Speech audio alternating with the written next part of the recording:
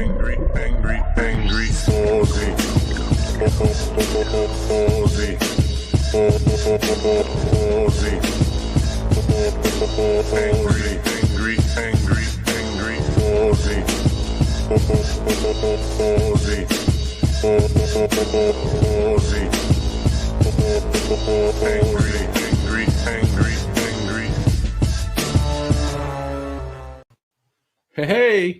here we are. We're live on a Saturday night. Hello, Shieldsy. Yeah, South East Queensland doing the lockdowns. Hello, Billy Lewis. I mean, it's a smart thing to do. Really sudden outbreak of the very contagious variant. And it's like, you know what? We can go hard. We might get it under control. And hello, Toby. Yes. Also, we might see Aidsy tonight. I did talk to him earlier. He did quite frankly sound like shit, but expressed some interest in being here. So I am going to send him the link so he can join, even though it isn't necessarily the best idea because he's had a few misadventures this week, but we'll see. Yes, Billy, it is, in fact, a Saturday night for me. But good morning to you, and hello, Megaleech. And cheers, y'all.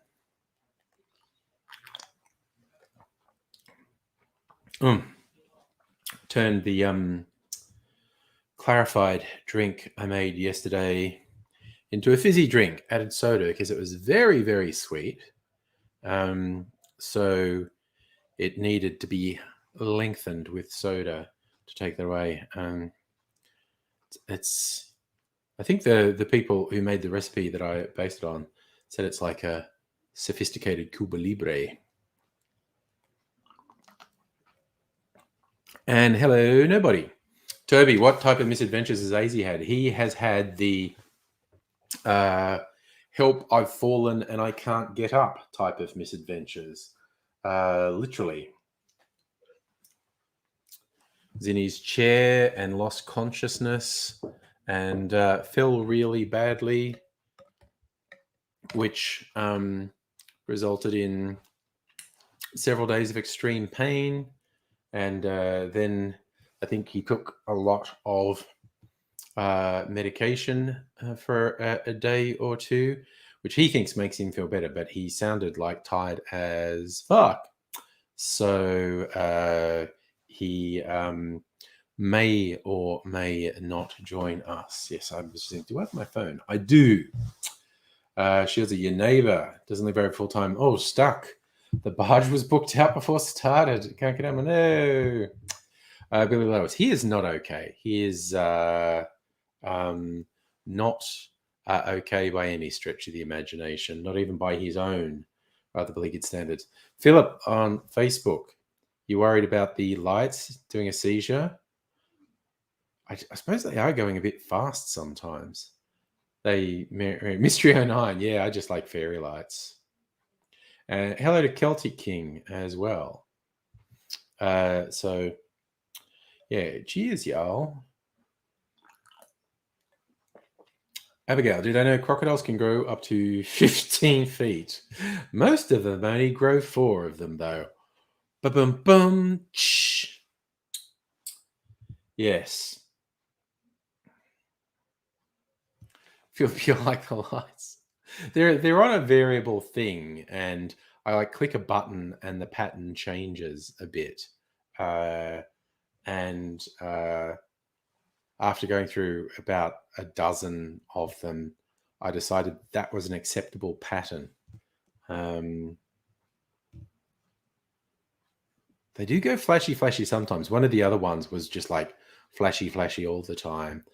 And other ones were like long pulses. But then they also went, I don't like when they go dark for long periods of time.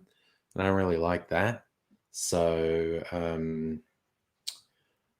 yeah, that's what we're stuck with. So, well, I mean, I say stuck with. Could change it. But I just like having some fairy lights. going on, basically.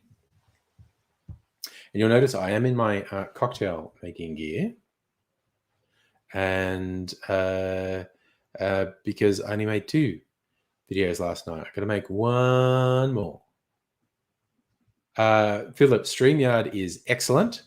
It's extremely easy to use. It's mind-blowingly easy to use. Has some really good features. I am on a paid plan.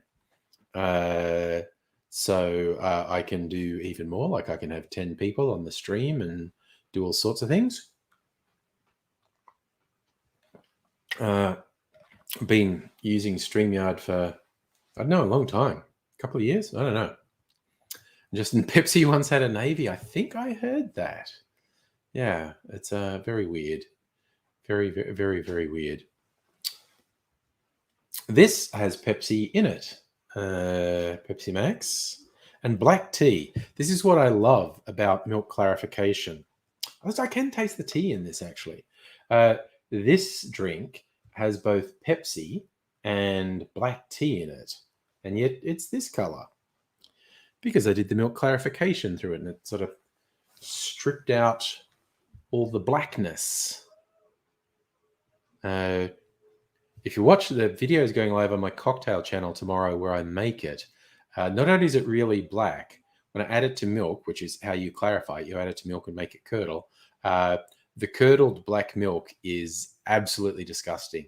It looks like some sort of fucking toxic waste. It is terrible. It is terrible. And yet, a very beautiful drink comes out the other end. So was that Shieldsy working outside? Started at 10 a.m. Walked back inside getting it done. It was 1 p.m. Well, that's a pretty solid bit of work then. A couple of hours of yard work. I was almost going to try and shoot the video before the stream, so I didn't have to interrupt the stream with the video. But the dishwasher was on because, you know, gotta wash dishes, and it was still making noise. So I'm going to have to take 10 minutes out to make this drink. It won't take long. It's a very simple drink. I have decided I am making a black rum Hatton. I did give a test run the other night, and it was very good.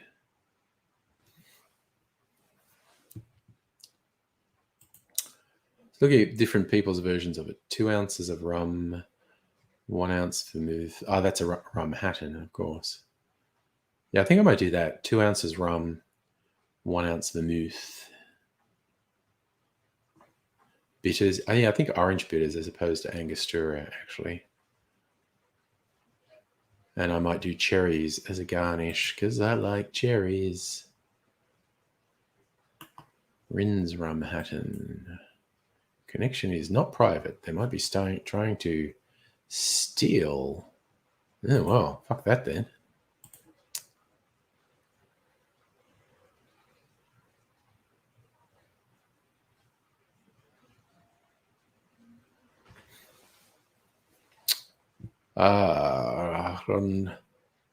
Ron Jeremy. The Ron Jeremy. All right. I know what I'm going to do anyway. So, Shieldsy, you're building a floor for the new shed. Nice. What, you're laying cement? Is that what's happening? Oh, and day the rain's just set in here.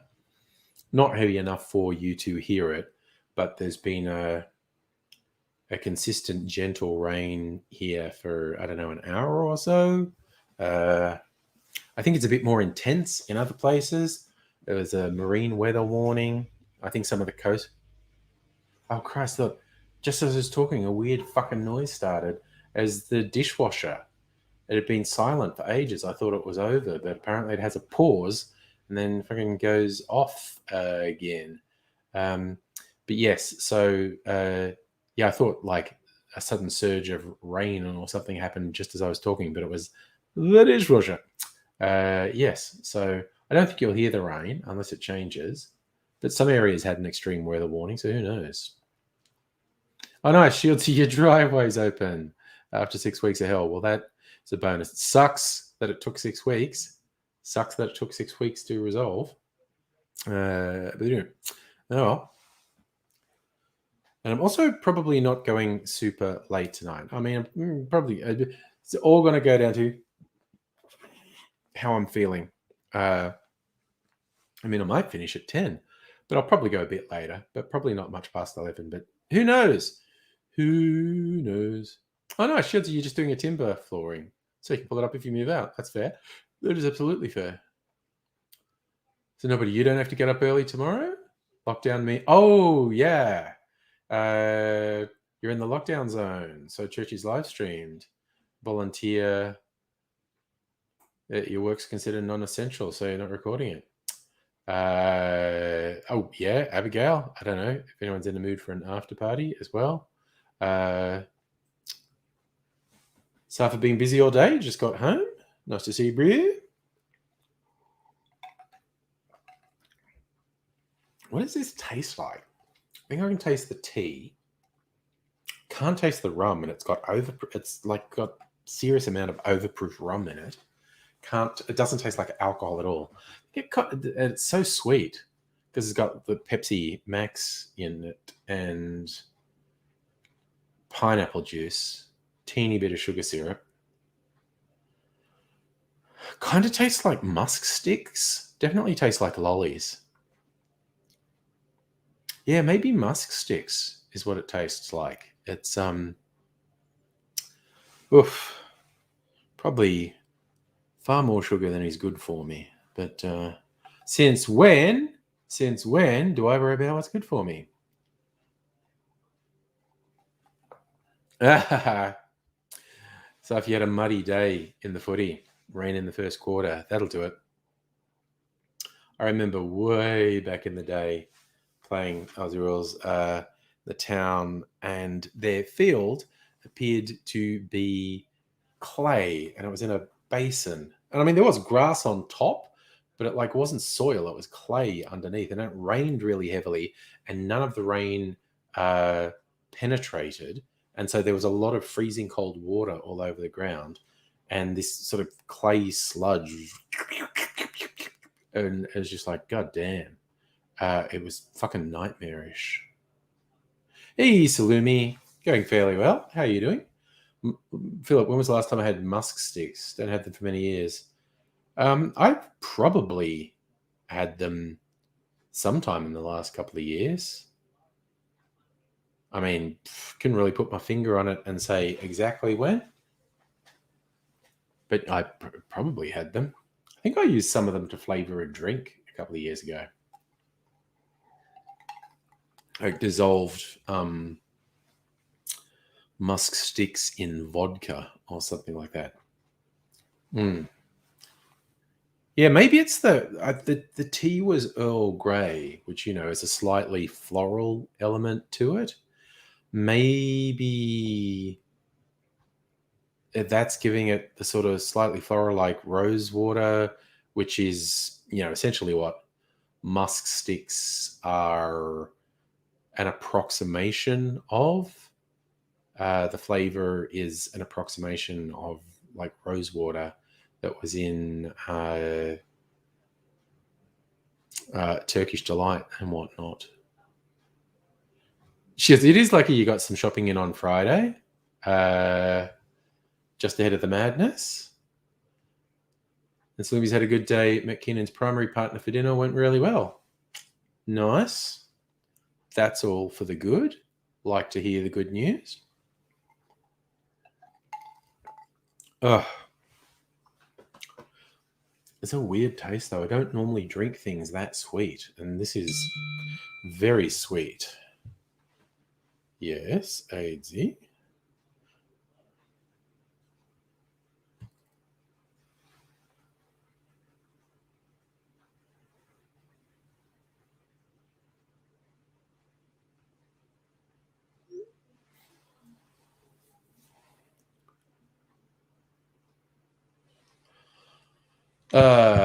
He's having problems with mail. And even though I sent it, I will send it again.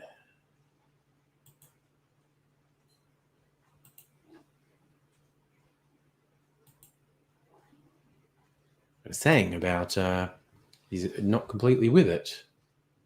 Goody, hello. 15 years since we had a girly drinking competition. Time for another. Absolutely.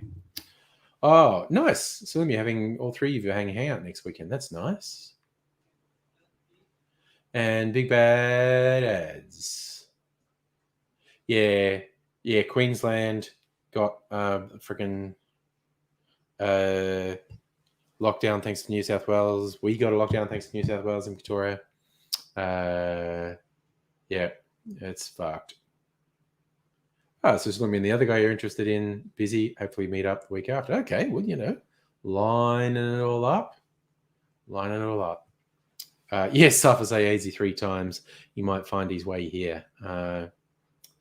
It was very interesting to see Brisbane just went, okay, let's not fuck around. The old Delta variant could be in the community now. Let's stop everyone from moving around, lock shit down, and see what we find.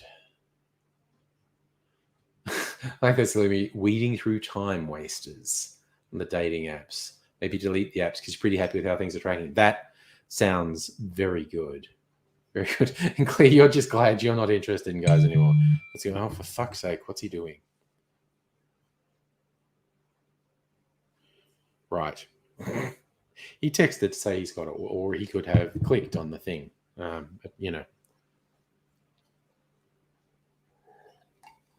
That's not just no community cases in Canberra in over a year. Well, that's pretty good.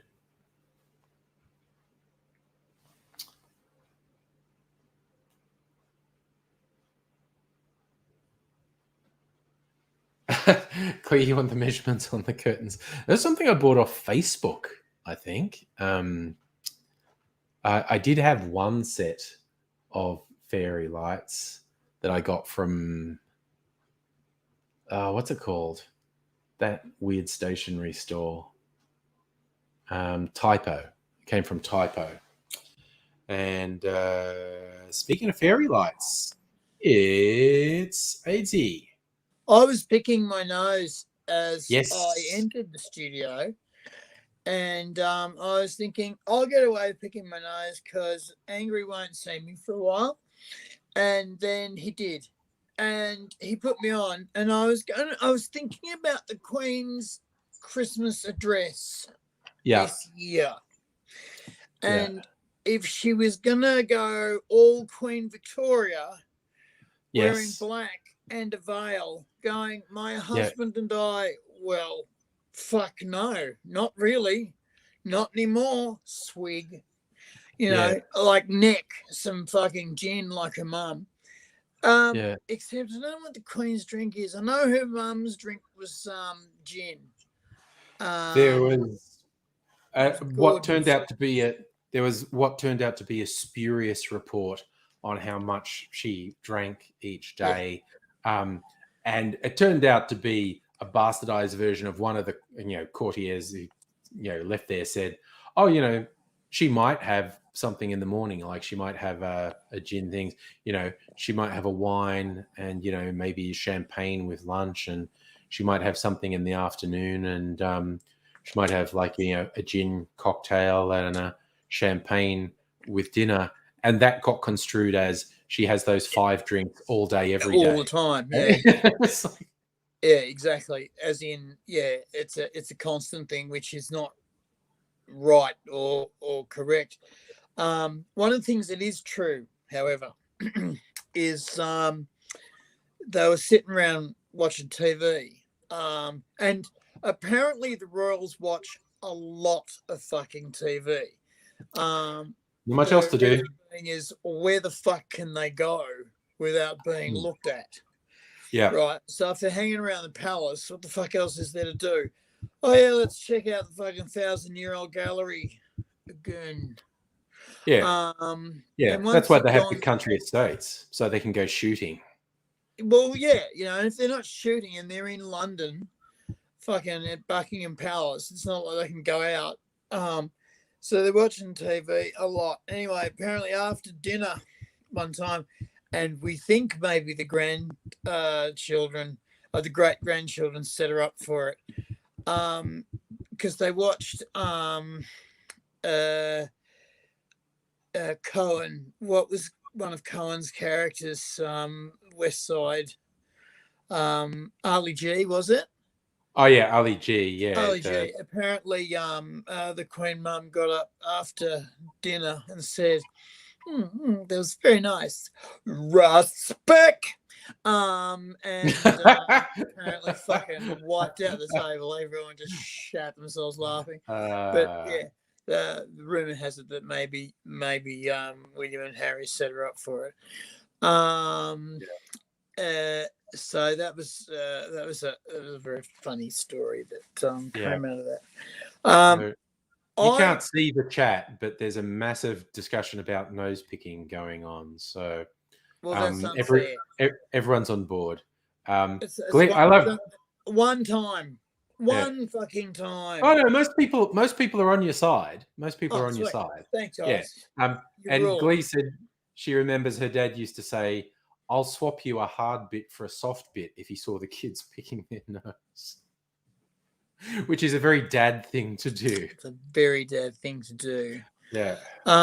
Though I will admit, I don't often pick my nose. I'll be honest, I don't often do it. But I do particularly enjoy the nose pick where you pick your nose because something's annoying and scratchy, and you pick it, and it's quite a largish one, and it feels like there's this whole layer of sticky coming off the top of the bottom of your brain. Yeah. You just get it out there, and it's like, oh, it's all like, bang, and it's like, oh, feels like, you know what I mean? You don't know what I'm talking about. No. I think we've all been there. I mean, I had. Oh, Salumi, why are we talking nose picking? Did you miss when I first put AZ on camera? He was in mid interior scratch. Mid nose pick. I mean, I think because I have my breathing thing, my CPAP machine. You do, yeah. It's blowing air up my nose, and that can sometimes, dry out the nose. And the other morning it was like there was something there. It's like, and I did do the pick, like get that hard bit out, and it worked. And that release, that was good. And then just rivers of blood because I'd like scratched the inside of my nose. It just bled so much, and I'm like, got this. So I'm just like jabbed a tissue in there, and it's like a murder scene, just coagulated blood all over, and like, oh, okay, gross. I remember meeting you after I'd had a tooth extracted. Now, why are we still talking? Can we talk about something else? Yes, we can. Salumi, I'm going to do it now. Sounds like he's going to go gross teeth extraction, so careful what you wish for. Yeah, careful what you wish for. I had a tooth extraction, and I'd asked if I could keep the tooth, and they said, no, you can't, because it had... it had a lot of biologicals in it. Anyway, so I've come out of there. Life is good, and I was coming to meet you at your work so that we could then go to work on the trambulator or your car. I think no, who knows? No, we were going to your place by trambulator. We didn't quite get to work, so I've talked to this guy as I've left the dentist to walk down the street to the city because I was at the Royal Melbourne Dental Hospital, and I've walked down the street to your workplace, which was in the city, and there was this guy there with one arm and a prosthetic arm. Yeah. And there was a new building put up at the university, and it had round glass panels all through it. was probably something eco and wonderful. And I said to him, well, we know where all kegs are now, eh? Good joke. And he's looked at me like, oh. And I've gone, well, hang the fuck on, one-armed man with the freaky fucking prosthetic that you're showing off that looks like something out of The Fugitive. Fuck you. And then there were like women with babies in carriages going, away from me. And there was some people, couples just walking along hand in hand, and the guy would get all, front up and aggressive, and she'd into him. And I was going, what the fuck's going on here? And I came and met you, and you said, yeah, you maybe want to go to the bathroom. And I'm going, no, you maybe want to go to the bathroom. So I go to the bathroom, and I had blood just all down my front and my shirt. It looked like I'd bitten the head off a baby. And I was just going, oh. Oh, I see. I looked like I'd done something horrific. Because I still numb, of course, and I had no idea anything was going on. But I was really unimpressed that day after this event, because I was thinking those denti just didn't clean up at all. They just fucking didn't bother. And that's a bit shit.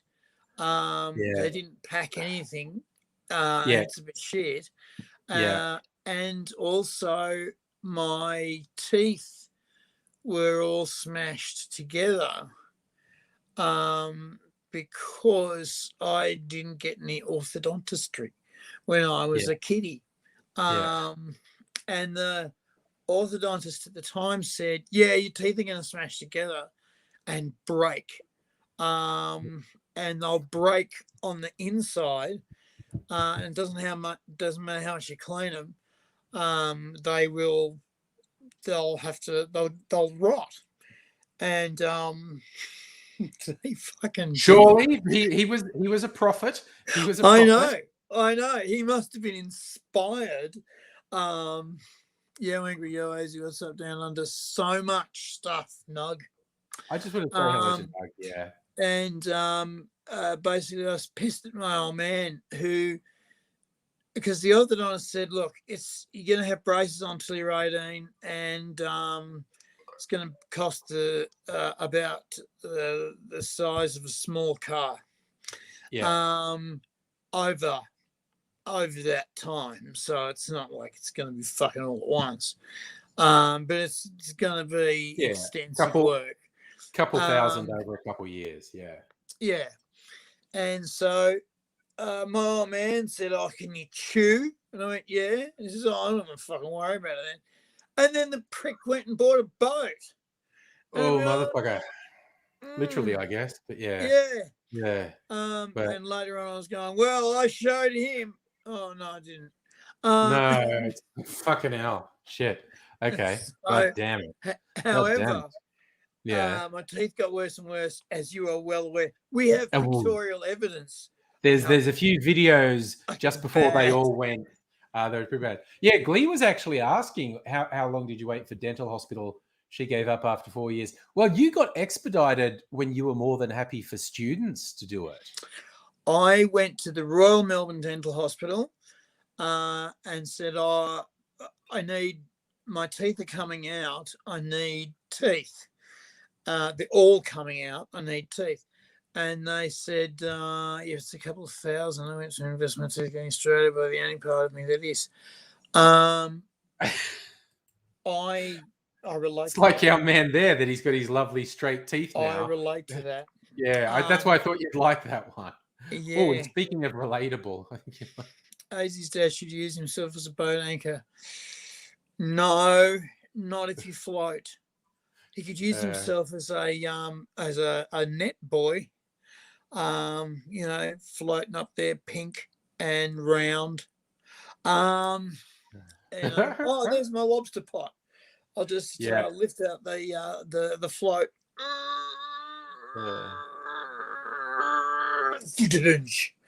And now another pot. Oh, there's 4 tons Yeah. of lobster here.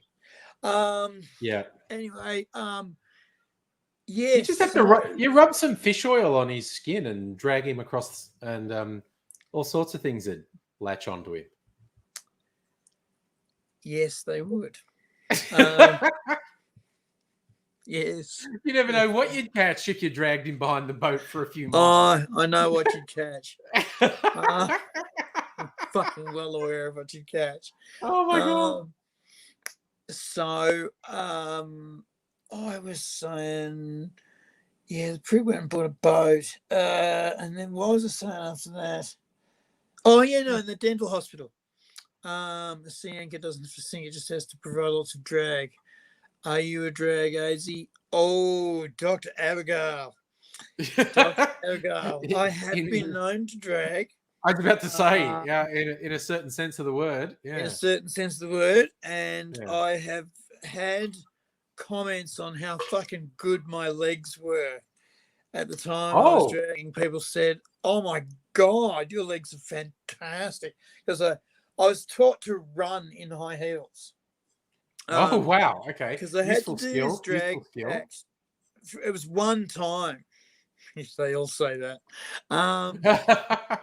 One time. Do they call me Bill the lighting designer? No, they don't. I design. Yeah, it was one time. And the girls said, well, you're going to be wearing high heels. It was because they dressed me up. And I said, you're going to be wearing high heels. And then, I don't know about that because I don't usually wear them and I might, stuff it up. And I said, well, you're not going to stuff it up because you're going to learn how to do it properly. And so they taught me how to walk and run in high heels. And I ended up having to run up and down stairs in high heels. And I fucking tell you this much, that's a skill. Fucked up, you hurt yourself real bad. That is a skill. That's a real skill. A couple of times. But so I had some bad high heels to practice in and some good high heels to finish off my practice.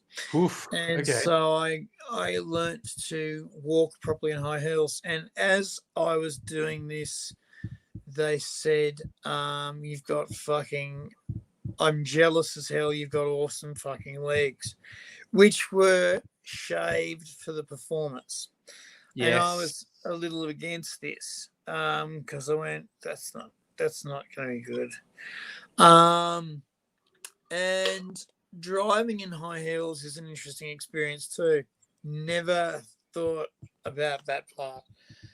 Anywho, I was talking about the dental hospital, right? Yes. So we keep sidetracking dental hospital. Went into the dental hospital and I said, I'm going to have my teeth out, I need teeth. And they said, you can't have or book in to get your teeth out, to get false teeth, until you've got no teeth.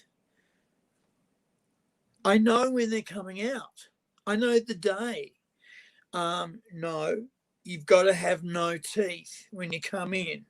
So I'm thinking, I'll come in on the fucking day of my no teeth and book it in. You're not going to do that. Trust me, you're not doing anything for a week. So I was there for a week going,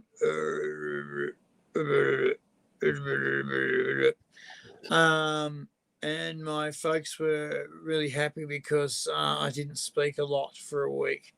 Boss of the house said, yay, I'm not going to hear anything for a week. It was only 3 days and I could talk again. He was pissed.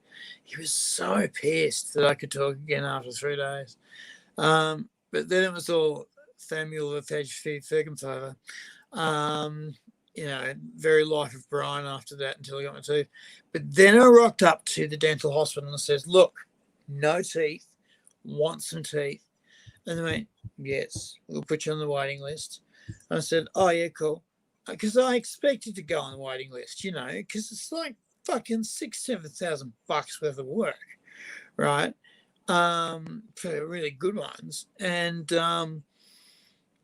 Yeah, it's an extraordinary amount of money. And you get in Australia, you get quite a bit back on Medicare. Yeah. No, it's a new system. Sorry, it's a new system. It's NDIS, but you get quite a bit back, but it's not the full whack. I mean, you're still shelling out $1.5 grand, $2 grand, possibly even three, easy, depending on what you get and what you need, right? Okay.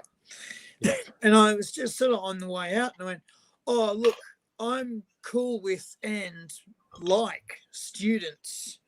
So, because I know you're a teaching hospital, if you're up for that, I'm totally up for that. And they went, "Really?" And I went, yeah, for sure. And they went, "Oh, well, fucking come in next Tuesday." And I'm going, "Good." Because I'd rocked up on the Thursday and it was like fucking no waiting. And I'm going, "Sweet." And I was sitting in the waiting area, or waiting for my dentist, my prosthetist, to turn up at 2:15, and at 2:15 she rocks up. I'm going, "The fuck is this? It's the public hospital system. You've got to wait 4 hours. It's tradition." And no, 2:15, bang, you're in, son. And I was going, "Fucking glad I turned up on time." And so I went, got measured up, and I walked out of there. I think it was 3 weeks later, with teeth ready to rock. Then I had them relined and it cost me. Fuck! It cost me $23.50. Bastards. Bastards. Because it had gone up 50 cents by the time I'd inquired the year before to the next year that I went in. They told me $23, and then it was $23.50. Fucking super grabbers. And then years later, I went to another community place up here, that's run by the council, and they've got a very similar system going on. And they charged me for a professional prosthetist, not a student. Which, and again, I got in fucking in no time. It was like under a month. It was like 3 weeks. And then for the next 2 weeks stretches, like 4 times.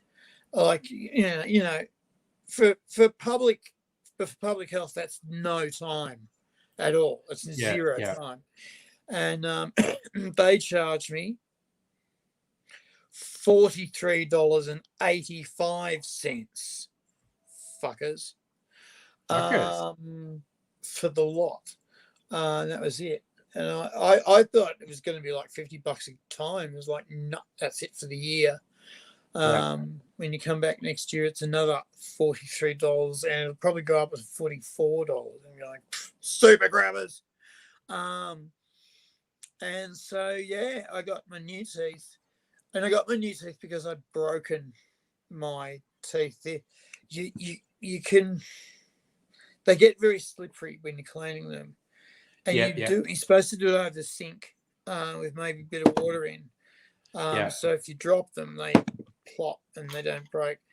But I sometimes they banana out of your hands, and I did my juggling thing and missed it, and it down and hit the tiles on the floor, and they break. So I have to take it in and go, "Can you fix it, please?" And they can, they do, and it's wonderful. And I went in to fix it, and this guy said, "No, it's been relined 3 times." I said, "Looking good, brother, handsome bastard. Thank you, 1186. Coming home with me." Oh, yeah. So, bloody, Well, you've done he said, you've done no, well, I'm giving you basically. new ones, and I'm thinking, fuck, I'm gonna have to pay for this, like $300 or $400, because it's not hospital, it's not the student, it's a real guy. And even because I'm a manky cripple on a pension, I'm thinking I'm going to fucking fork out. Because manky cripple glasses cost $100. Yeah. And it's okay because they're pretty good. You can see shit. Yeah. And you only get the choice of one design and color, but who gives a fuck because you can see shit. And anyway, he said, no, they've been relined 3 times and they've been repaired twice. I'm not, come on. There's a time when you need new tyres on your car, mate. And I'm going, all right. And I'm thinking, here you go, hit me with the price. And he's going, have you paid your yearly fee? And I've gone, yes. And he says, oh, you're sweet then. You're good to go. And I'm going, and on top of what? On top of your teeth? No, on top of the price. What's on top of the price? And so we were this confused conversation happens because I was trying to ask him how much extra it was going to be for new, and he was going. He finally twigged and said, "No, you've paid. It's done. That's finished. It's over." And I'm going, "Fuck me, that's all right." Thank Christ for Australia.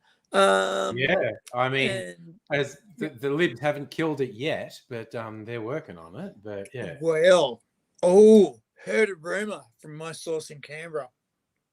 That okay, so Scotty from marketing was running the country into the ground economically before COVID hit.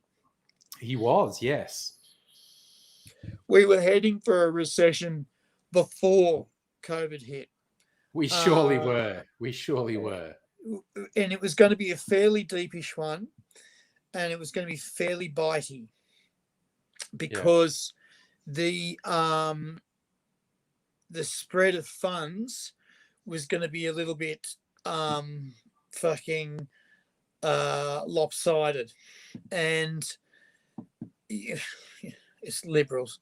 Anyway, for the people overseas who are watching, Liberal in Australia is Conservative. And Capital L Liberal is the Conservative Party, yes. Yeah, and Labor is the more left. The supposedly progressive used to be linked to the Labor movement. Supposedly progressive, not not very at the moment. And then you've got the Greens who like to stop stuff happening. Anyway, fucking the Libs went and said, oh, we've got to stop fucking spending money on fucking everything. And they started looking at welfare, and they realised they couldn't stop spending money on welfare because they haven't spent any money on welfare. Yeah. Because they've stopped indexing it. It doesn't grow anymore. And it's not a big deal, except that prices grow around 6% every either half year or year, right? And if you're on what the Americans call a fixed income, essentially the prices start to outstrip what you've got. Now, luckily in Australia, the rents have crashed all over Melbourne. They're about for to apartments. In Sydney. For apartments. For apartments. Houses are weird. Houses have gotten more expensive, but apartments have gotten cheaper. Yeah. It's weird and inexplicable, but everyone expected housing prices to crash over COVID, but they've actually gone up in 1 year. They've gone up that's 20%. 20%. Yeah. The other thing, so that helped, but what the Libs were going to, the Conservatives, I'm just going to call them the Conservatives and the leftists, okay? Yeah. The Conservatives were going to rip some money out of welfare, and then they got shown that there was none to rip out, that they'd done it already, so much so that if they rip any more money out, there's going to be actual social problems. What I mean by social problems is, and this is the harsh reality of the welfare system in Australia, is that it's great because you don't starve. It's really, really good. You usually have enough money for somewhere to live and you don't starve, which is, fucking face it, a lot better than a lot of places. That is true.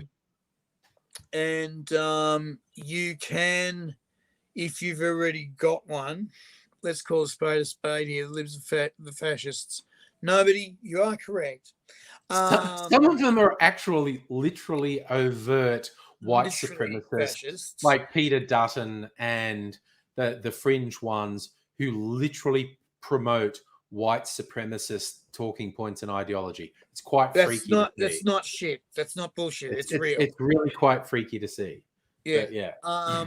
And so they, it's good that you can have something to eat and you can live somewhere, but the point of it is that it props up local economies in different areas. Because one of the little tricks of the welfare system is you're not allowed to move anywhere unless you ask permission. So if I move suburbs, right, on the welfare, I've got to ask the welfare people if I'm allowed to. Yes, because they can say, if you move to an area with higher unemployment, you're just trying to avoid getting a job.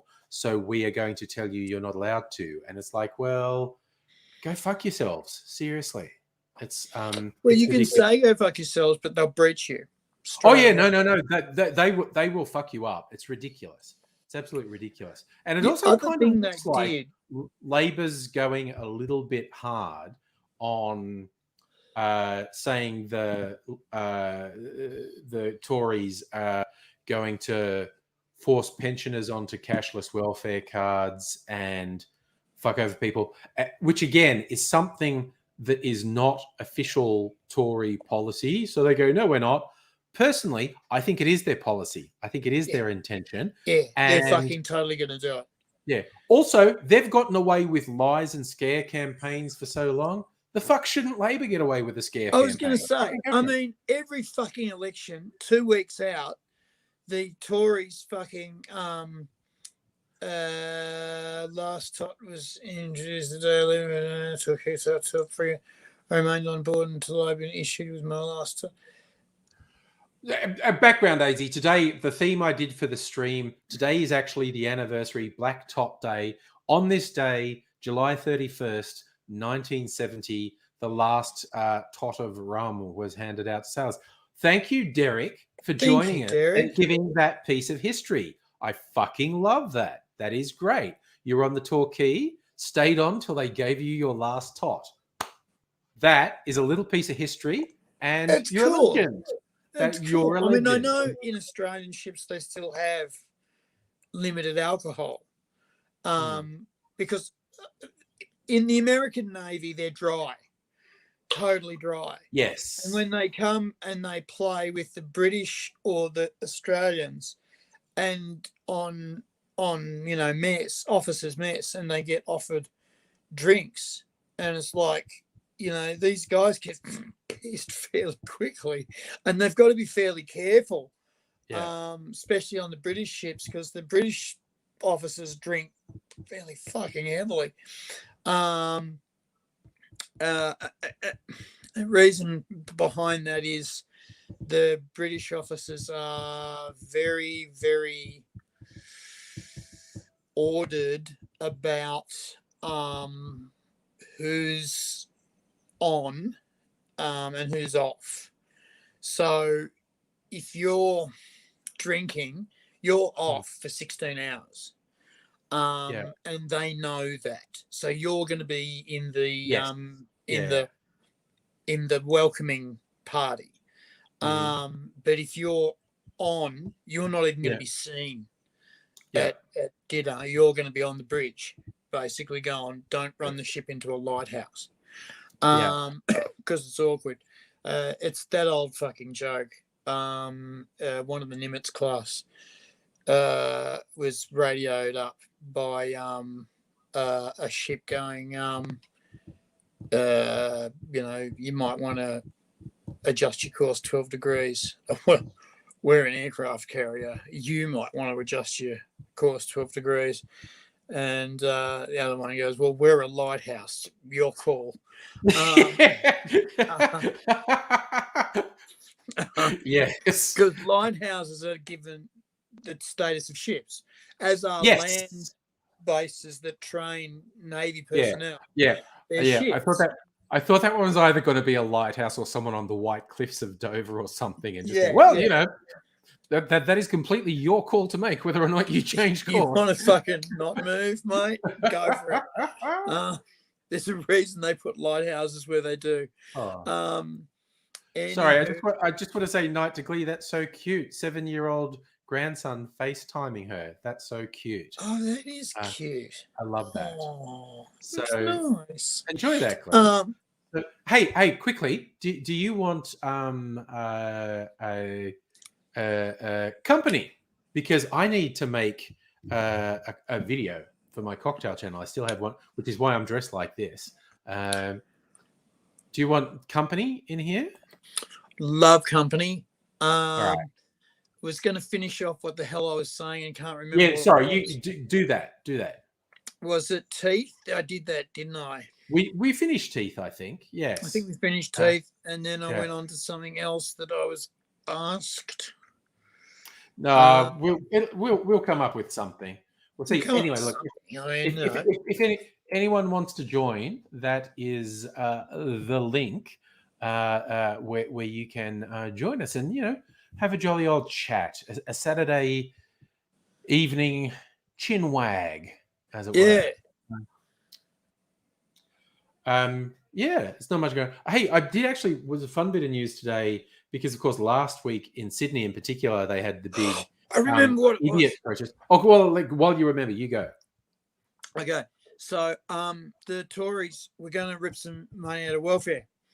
And the thing about welfare is it props up local economies because your people on welfare spend half their money on rent, which is your middle-class homeowners, and half their money on staples like food, about 5% on luxury goods, but staples like food and drugs of choice like alcohol, cigarettes, fucking marijuana usually, and then you get like fringe elements of illicit powders, except for meth, which is proving very popular in Australia. Anyway, so it props up local economies. You're not allowed to move until you ask nicely. And what they did in the 1990s was they said the government agencies that hand out the money, DSS, and the government agency that hands out the jobs, the Commonwealth Employment Service, the CES. So every 2 weeks you had to go to the CES and look for a job. Yes. And then you trotted along to the DSS and put down the 2 jobs you looked for, but hadn't got a call back from. And people would go to the CES, the Commonwealth Employment Service, with the real intention of trying to get a job. And they had on the wall these little cards. Yep. With the little I went to the CES job board. Cards like underpant elastic, and you take the card off the wall and take it to the desk and say, "Can I have a go at that, please? I reckon I'm the guy."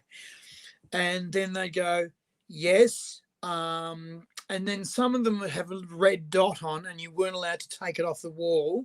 You had to put it down the details on a piece It'd be of like a paper. reference number, yeah. But they give you a little pad of paper and a pencil, and you put it down, going, oh yeah, that'd be good. And they would actually genuinely try and get you the fucking job. They had people lined up in the office, and they would call you over and go, so why do you reckon you get this job? Well, I've done gardening and I've done landscaping, and I used to work as a ditch digger, and I reckon I could probably. And they'd look at your build and go, yeah, you're a big guy. I reckon, how's your skin? Yeah, no, it's okay, because there was no such thing as skin protection in those days. Yeah. And they go, yeah, and then they would ring up, right, and go, I've got one for you. He's a big boy, and he's keen. And like they genuinely try and fucking get you a gig. And occasionally they go, you're in, mate. Yeah. For an office job, they'd set you up an interview, and they were good at setting you up an interview.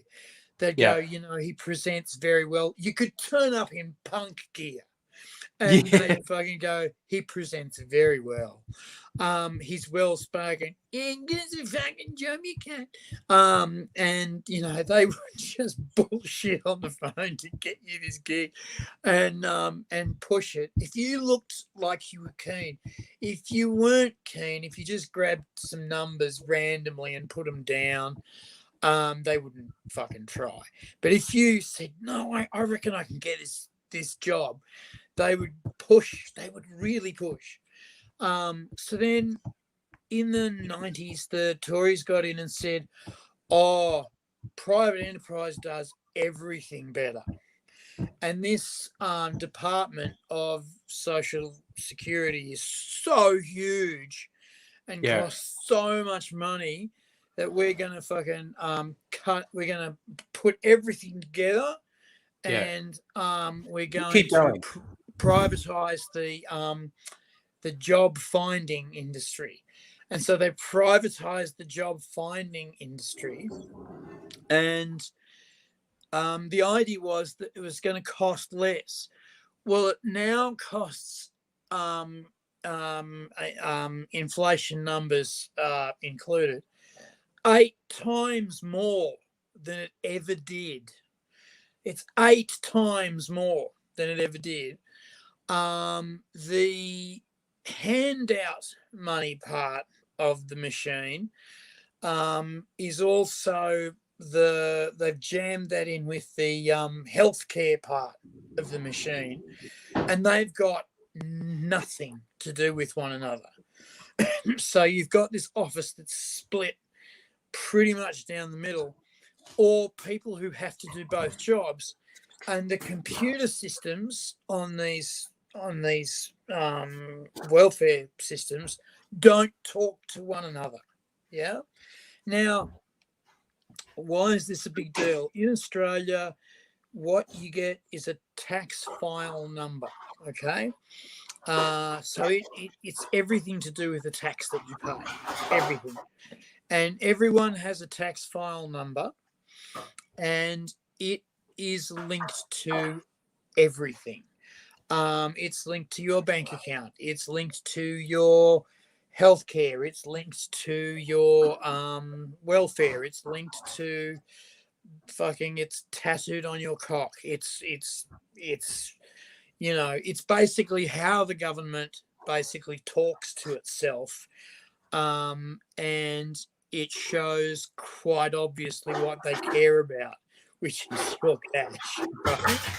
That's what they give a fuck about, is your dough. And they can tell if you're ripping them off, because the tax file number screams, he's paid this much tax, but he's got this much money in the account, or he's got this job which gives him $15 million, but he's still getting welfare healthcare.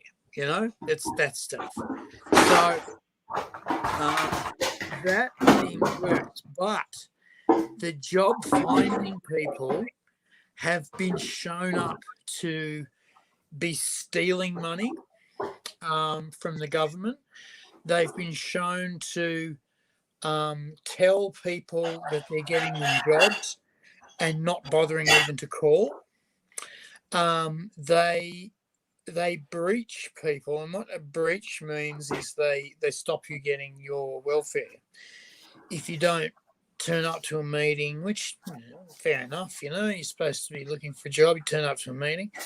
But if you turn up to a meeting late, and I'm talking 5 minutes, they'll breach you. You can be talking to the individual and they'll still breach you. And it's like you ring them up later and go, I was there. You know that I was there. I was talking to you. Oh, yeah, but you were late. And every time they breach someone, you go off the books for however many weeks that you're breached. And that means that you are off welfare and they get a bonus. So every time they breach someone, they get a bonus pay. And so every time someone goes off the books, they get a bonus pay. So they do anything to get you off the books for however long, and they will breach you for fucking anything. So you've really got to be eyes open for that and make sure that you don't get caught. But the other thing they do is they get a bonus for every job you get. It's like that's what they're supposed to do, right? They're not supposed to do anything else, but they get a bonus for getting you a job. And it's like, well, that's outrageous, but whatever. And one of the things that they do, and this is one of the things that really pisses off people in entertainment, is getting an entertainment job is really fucking hard. Because you go to these things called cattle calls, which are auditions for, say, an advertisement or a TV show, or usually an advertisement, though. And advertisements are great because they pay a fairly good amount of money for a few days' work. And you rock up to these things, and there are maybe 50 other people there. And, the stars align, you've got a downhill run and the wind behind your back, and sometimes you get up and you get the gig. And you go there for 2-3 days and you get your quite substantial pay. It's usually around between 3 and can be up to 8 grand, depending on what you're doing. And so then you go back into the job network, the job finder people, and they say, so what have you been up to? And you go, oh, well, I had a gig, and I've got to write that down. Yeah. You've got to write down any money that you get in. So you write that down. They say, oh, how much did you get for the gig? And it's like, well, what's it to you? I got the gig. No, you've got to pay us the commission on the gig. Slow down. Yeah. I got the gig. You got nothing. Yeah. You're not getting a commission on shit because you phoned nobody. And when I said I wanted a job in entertainment, you said that was unrealistic. So fuck you. Yeah. And go, if you don't pay us our commission, we will breach you. Yeah. And it's like, the fucking excuse me. So they're basically stealing your money. Something they didn't do, and they do this shit all the time. They fucking suck. So, a friend of mine got in this situation. It's actually somebody in our community got in this situation, and he was surprisingly smart about it. I would have just lost my fucking mind, and he rang up his agent and said, what do I do? I've spent the fucking money. And his agent said, you don't worry about it. You tell them to ring us. Yeah. And we deal with it. And so he's got straight back to them. Because he was in the office as this was happening, and he's got straight back to them and said, oh, look, my agent wants you to ring them. And apparently the colour drained from Job Finder's face. And went, oh, what's the number? and told them the number and looked up on the computer to see if it's a real number. And they do rude shit like this all the time. Yeah. Oh, you didn't come to an interview. I was in hospital. Were you really? Well, you can see the cast on my leg here is a real cast on my leg. That was where I got run over by the tram. So, yeah, I was really in hospital. Which hospital? The one with a lot of sick people in it. There's a big fucking Red Cross on the front.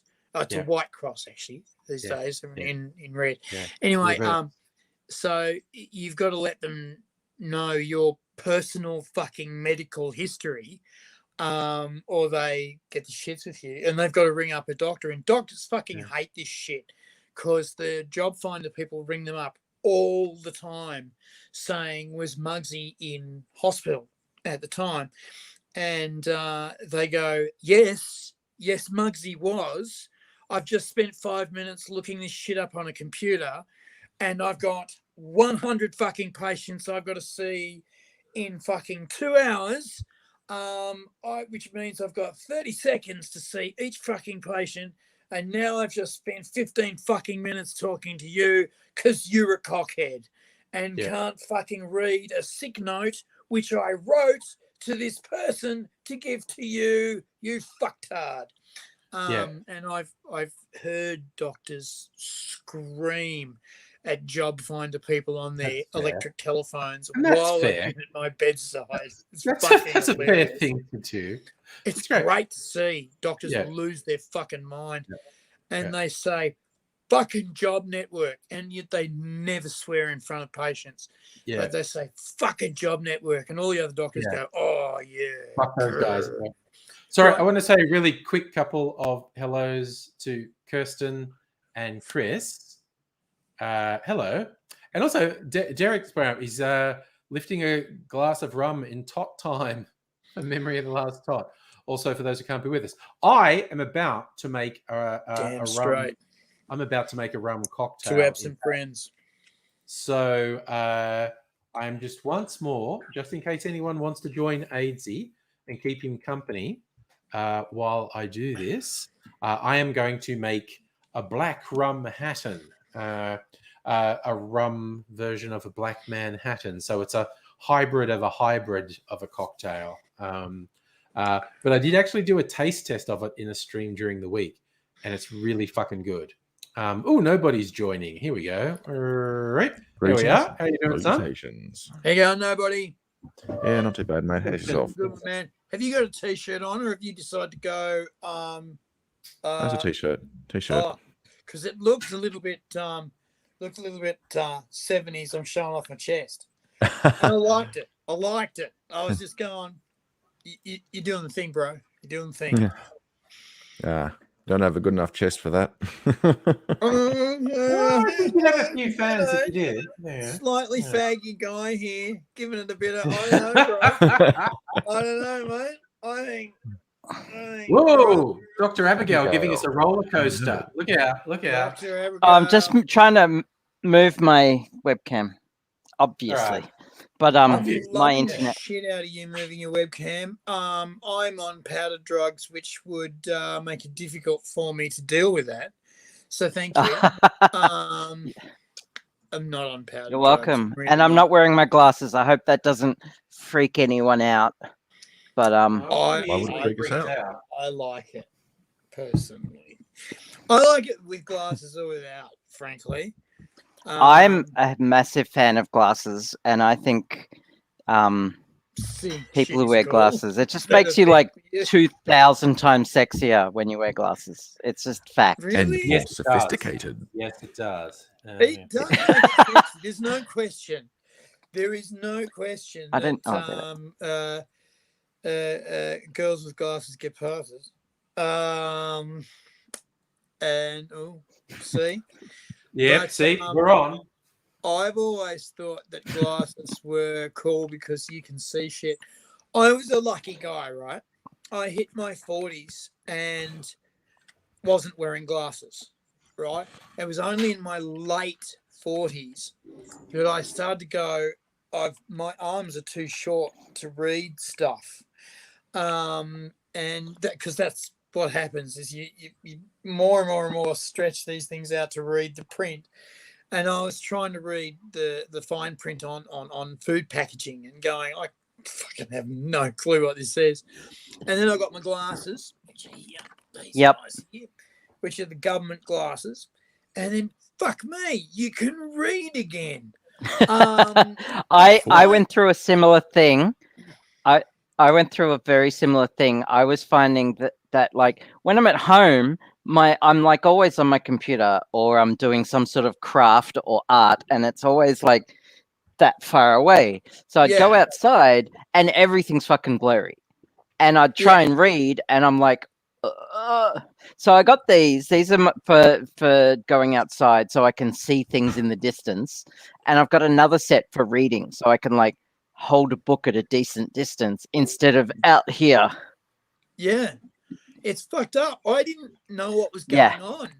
I thought my dyslexia was getting worse. Well, it wasn't until and I was talking to people, no. Does your dyslexia get worse when you get older? And they're looking at me going, no. What kind of fuckwit are you? No, a special and beautiful one. That's a very twink thing to say. My dyslexia is getting worse. And then somebody said, have you thought about getting your eyes checked?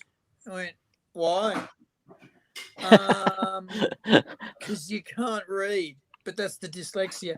Just go and get your eyes checked. It's free. It's OPS. It's Medicare. Yeah. And I did, and they went, can do it once a year. I highly recommend it. Fucked, dude. And they said, how old are you? And I said, late 40s. And they said, it's stunning that you've got this far without having glasses, because usually you hit 40. And that's right. Yes. I lasted until I was 44 to need reading glasses. And the optometrist I saw said, well, usually people hit 40. So, you're doing well. So, well, I was 47. I was 47 when that's great. No fucking clue. That's because you're functionally immortal. That's probably what it is too. I keep on forgetting to die. Here, but the same as what I said for Nettie Abigail. How are you over 40? What the fuck? Yeah, I know, right? Gentlemen, I know what you're saying there. You look at Dr. Abigail and that's not over for you. Yeah. I get that a surprising amount. I get that. I don't know. It's not surprising. It's good, clean. I look in the mirror and I can see every single imperfection and every but we are sign of aging. Critics. Fucking everyone does that. Jesus. But I'm really not a fan. And you're seeing me through 720p webcam at a distance. Like that, of course, it's going to take off a few years. Excuses. Can I show? While you're here, Angry, can I show something I 3D printed this morning? Oh, definitely. It's Dick Butt. Is that Dick Butt? It's Dick Butt. It is Dick Butt. Nice. I think everyone with a 3D printer eventually prints Dick Butt. This is the benchy for people who don't want to print benchies. Because I refuse to print a benchy. I've resorted to these calibration cubes. Okay. And I've got a bed leveling thing that I do as well, but I've printed out a bunch of them just to test various settings. And Dick Butt. I know everything because I'm not easily confused. But for people who might not know, what's a benchy? You know that little tugboat that you see 3D printers print all the time? Honestly, no. Oh, okay. So so it's a little tugboat, right? A tugboat, okay. But it's designed to test rigorously like all aspects of your 3D printer, from overhangs to okay. angles Alright. to Like the to Utah infi- like- teapot.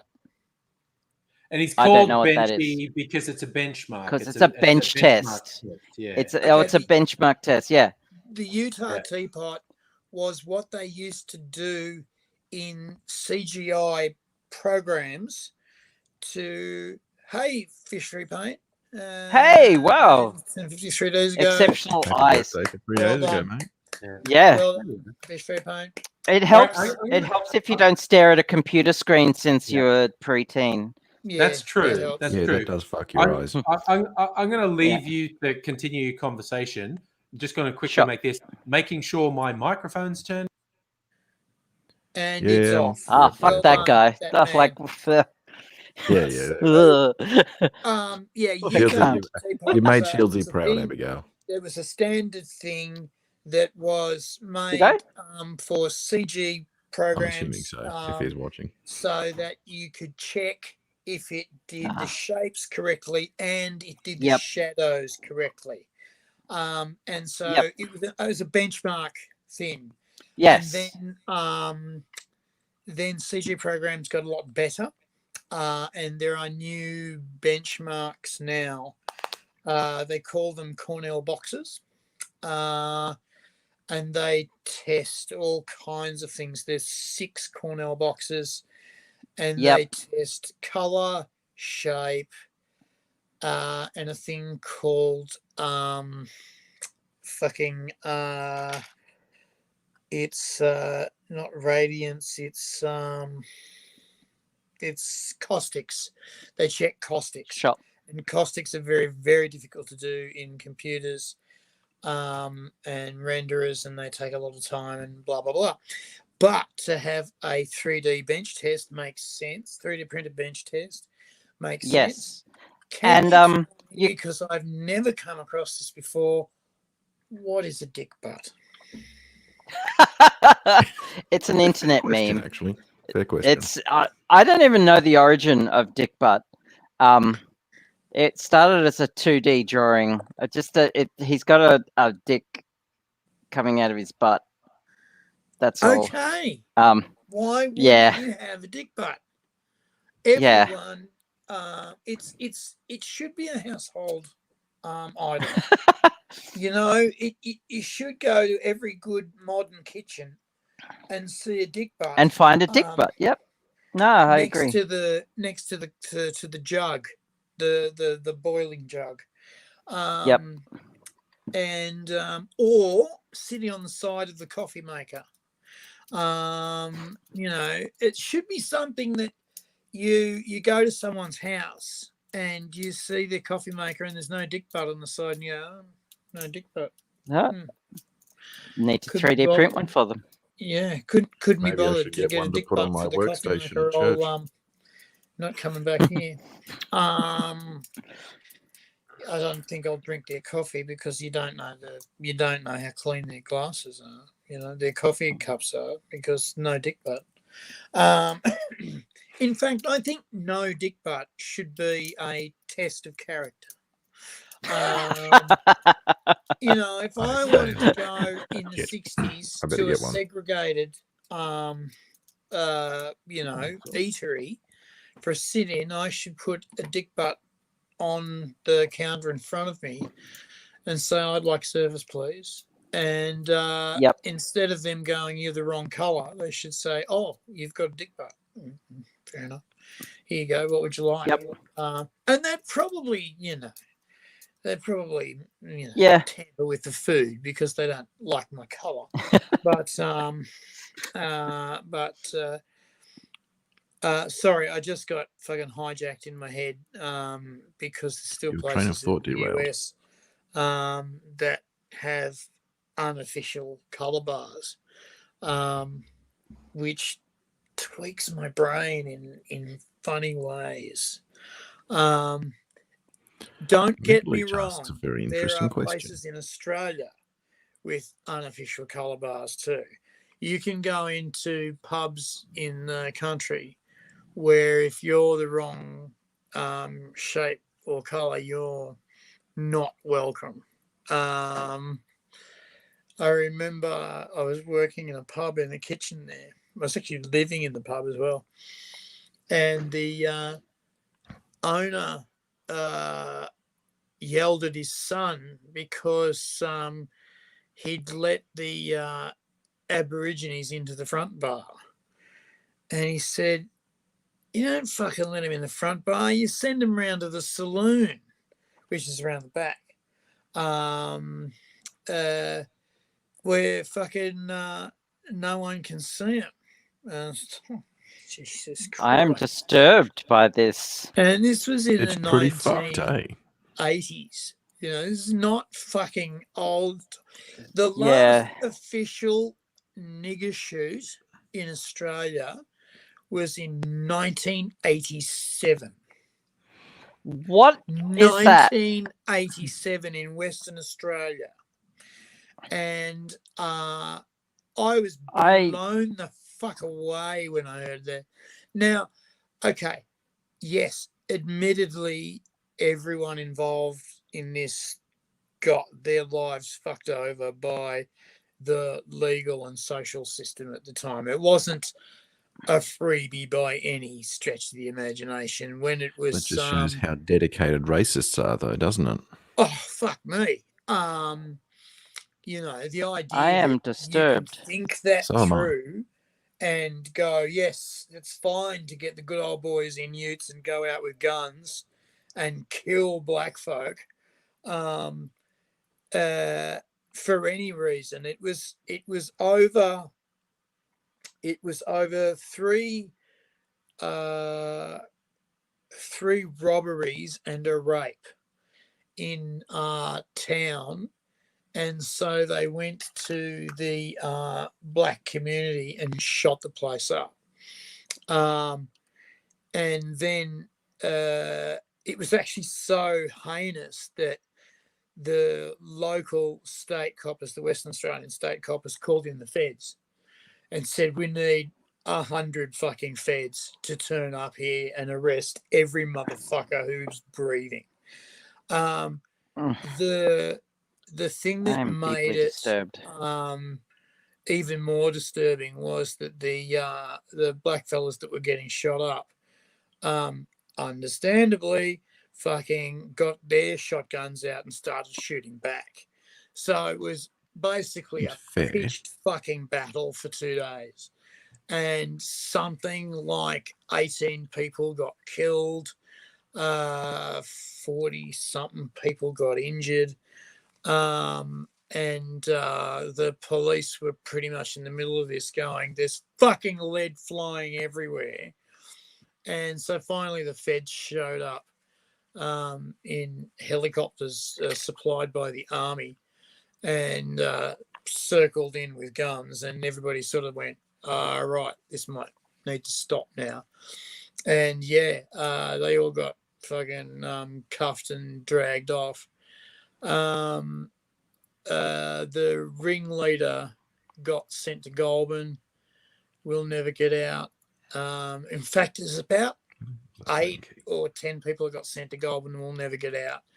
20 or so people got jailed for 20, 30 years. Yeah, it was wildly fucked. It wasn't so much covered up as there was a lot of shit going down at the time. Remember, this is 1987.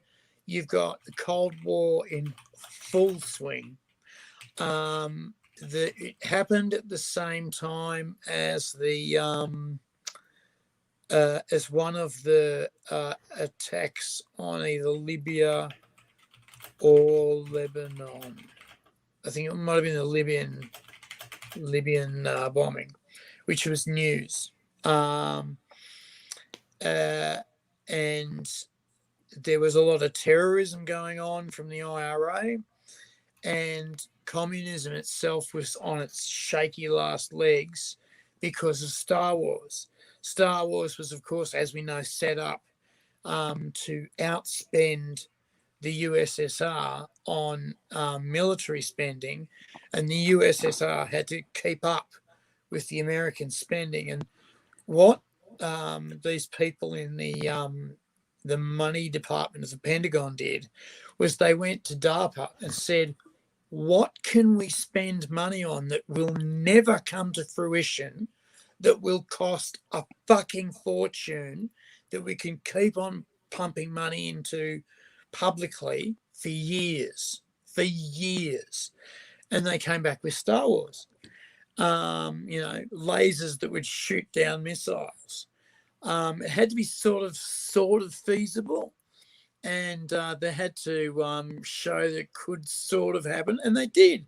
They got a missile and filled it full of water, and put very heavy blocks of cement on it, and then shot a high-powered laser at it, and the thing crumpled, blew up, and destroyed itself. So, yeah, it works.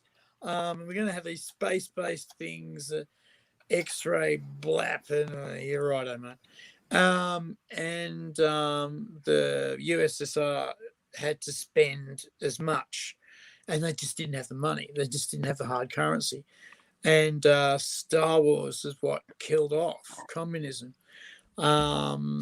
because they couldn't afford to feed their people and feed their military, and they got sucked into the spend. So there you go. Hello, Smartly. Hi, Lee. Hi, Lee. Looking good, bro. Thanks. Looking very smart indeed. I think I'm going to have a shave too, so I can look a little bit like Smart Lee. So He is looking smarter than me. 1987, horrible racist incident in Western Australia. Last time that ever happened, and basically because it happened, the federal government quietly enacted laws that basically were widely dispersed in country Australia. It said if you go on any kind of racist pogrom, you are all going to Goulburn forever. Why do I say Goulburn? Goulburn is Australia's ultramax jail, where all the worst criminals go. If you go to Goulburn, your life is pretty much over. The prisons are treated very badly, deliberately. There is a pit in there, the Bad Boys pit. If you play up in Goulburn, they stick you in this pit. It's a concrete box in the ground, and over the top of it is wire mesh. So in the daytime, as the sun comes over, there's no shade. Right. So Gets this hot in Goulburn. this doesn't sound like a crime against humanity. I No. think No, I was about to say.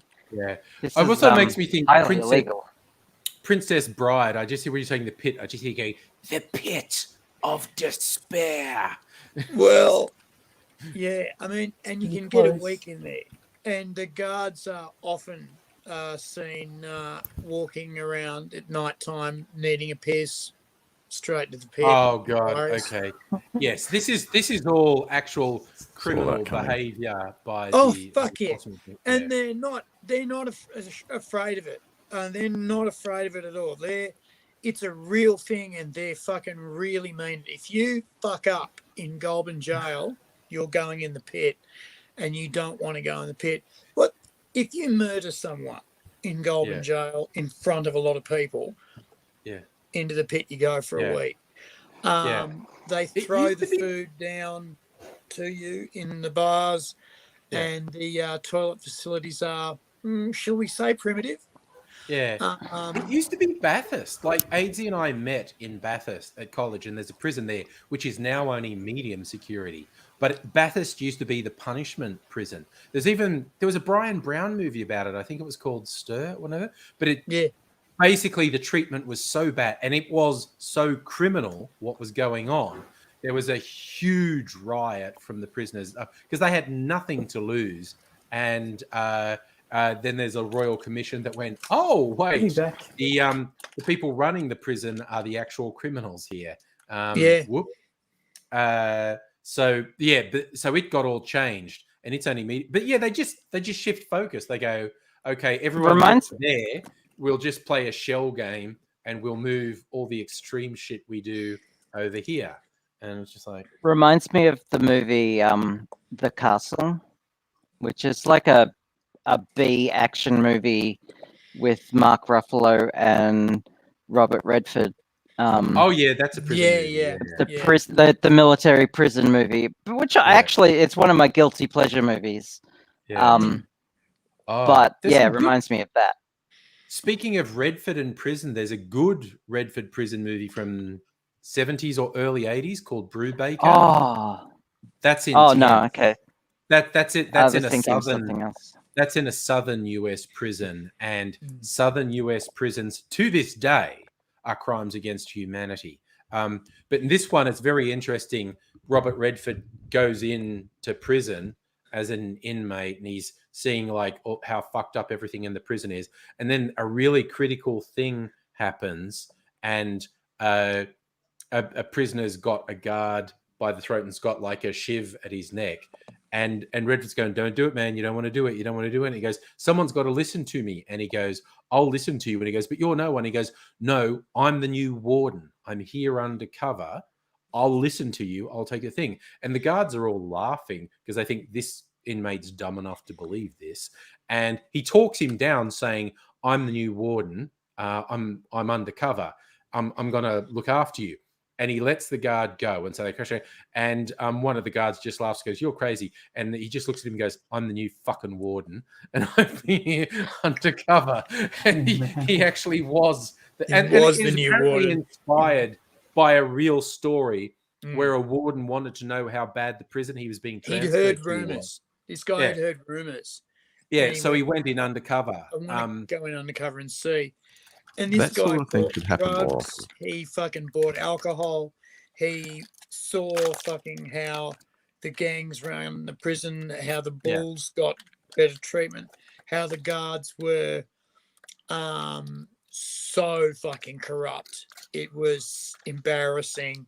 And also the guards were treated so badly that they became corrupt. They were paid shithouse money. Yes. And so they were open to corruption. Yes. So they were totally open to corruption. It was one of the things that people should be paid the New South properly. Wales police inquiry found was they actually upped the pay of police so that they were less open to be corrupt. And it worked. Yeah, absolutely. It absolutely worked. They did the same thing in Victoria. It worked.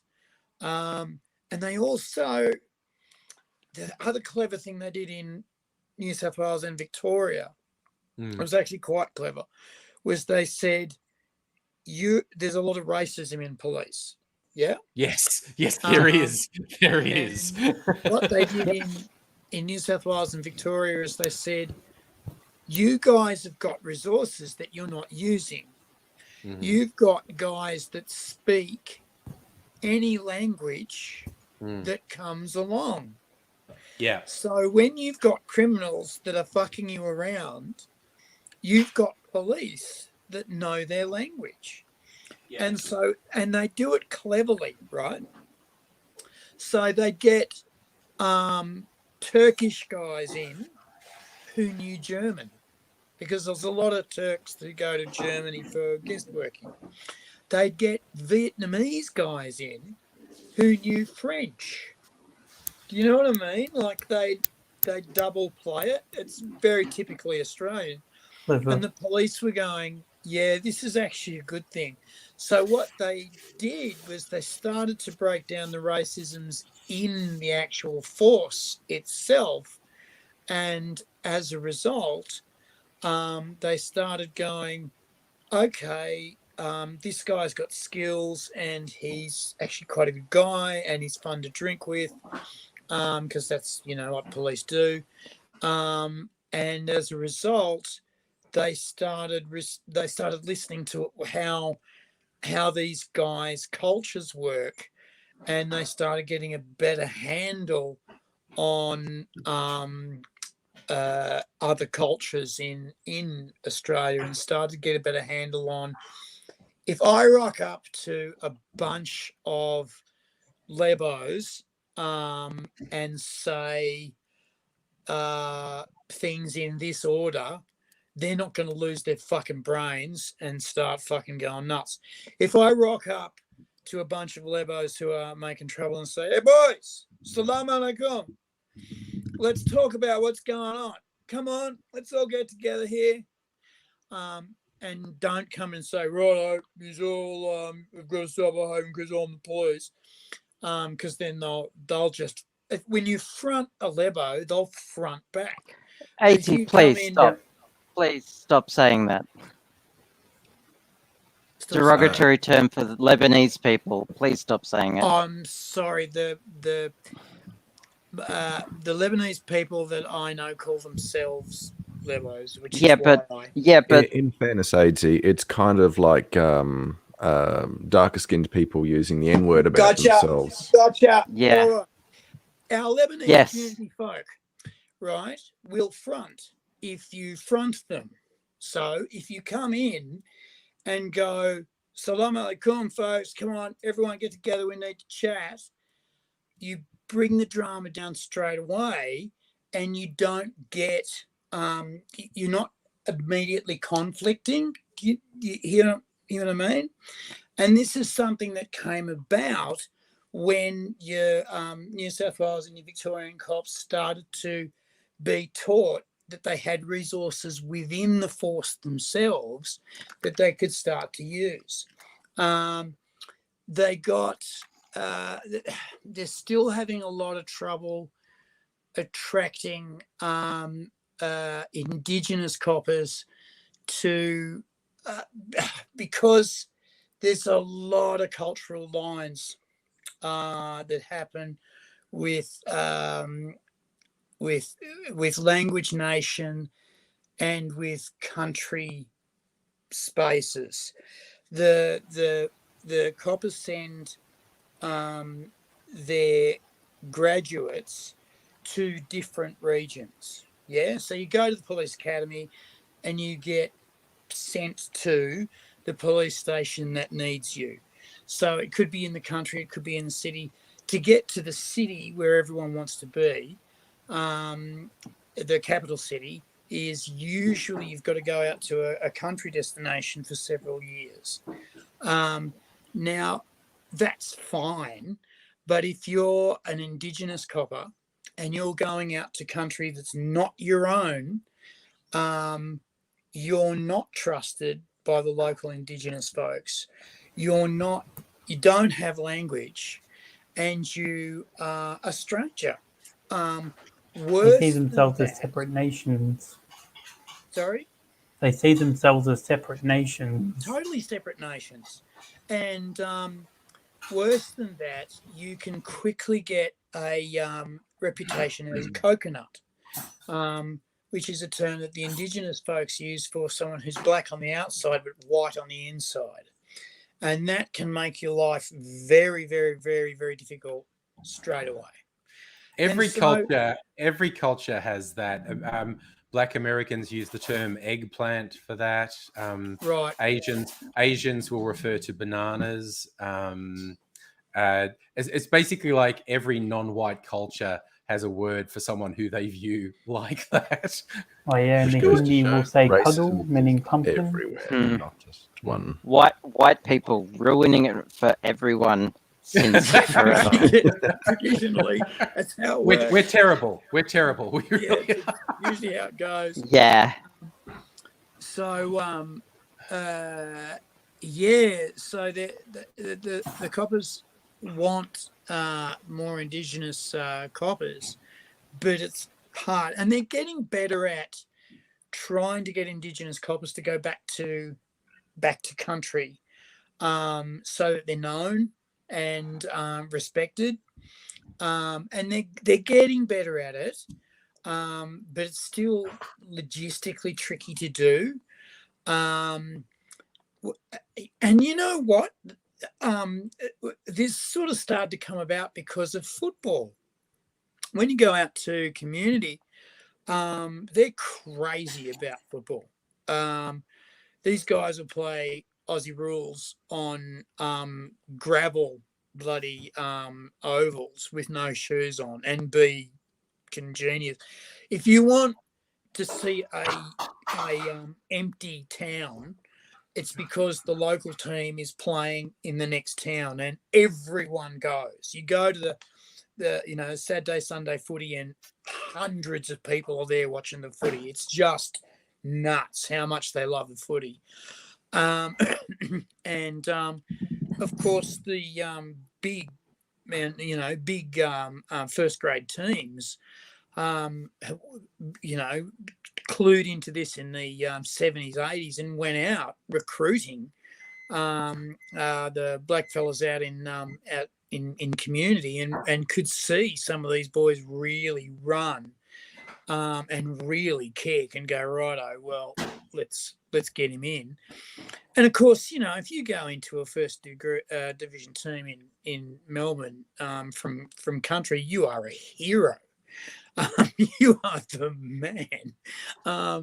And so the coppers started to look at this and go, okay, hang on, this can work. This can, instead of taking someone and putting him in different country, teach him, put him back in country, and he gets, or she gets the respect that, they need as a police individual, because the police individuals are always looking for people who can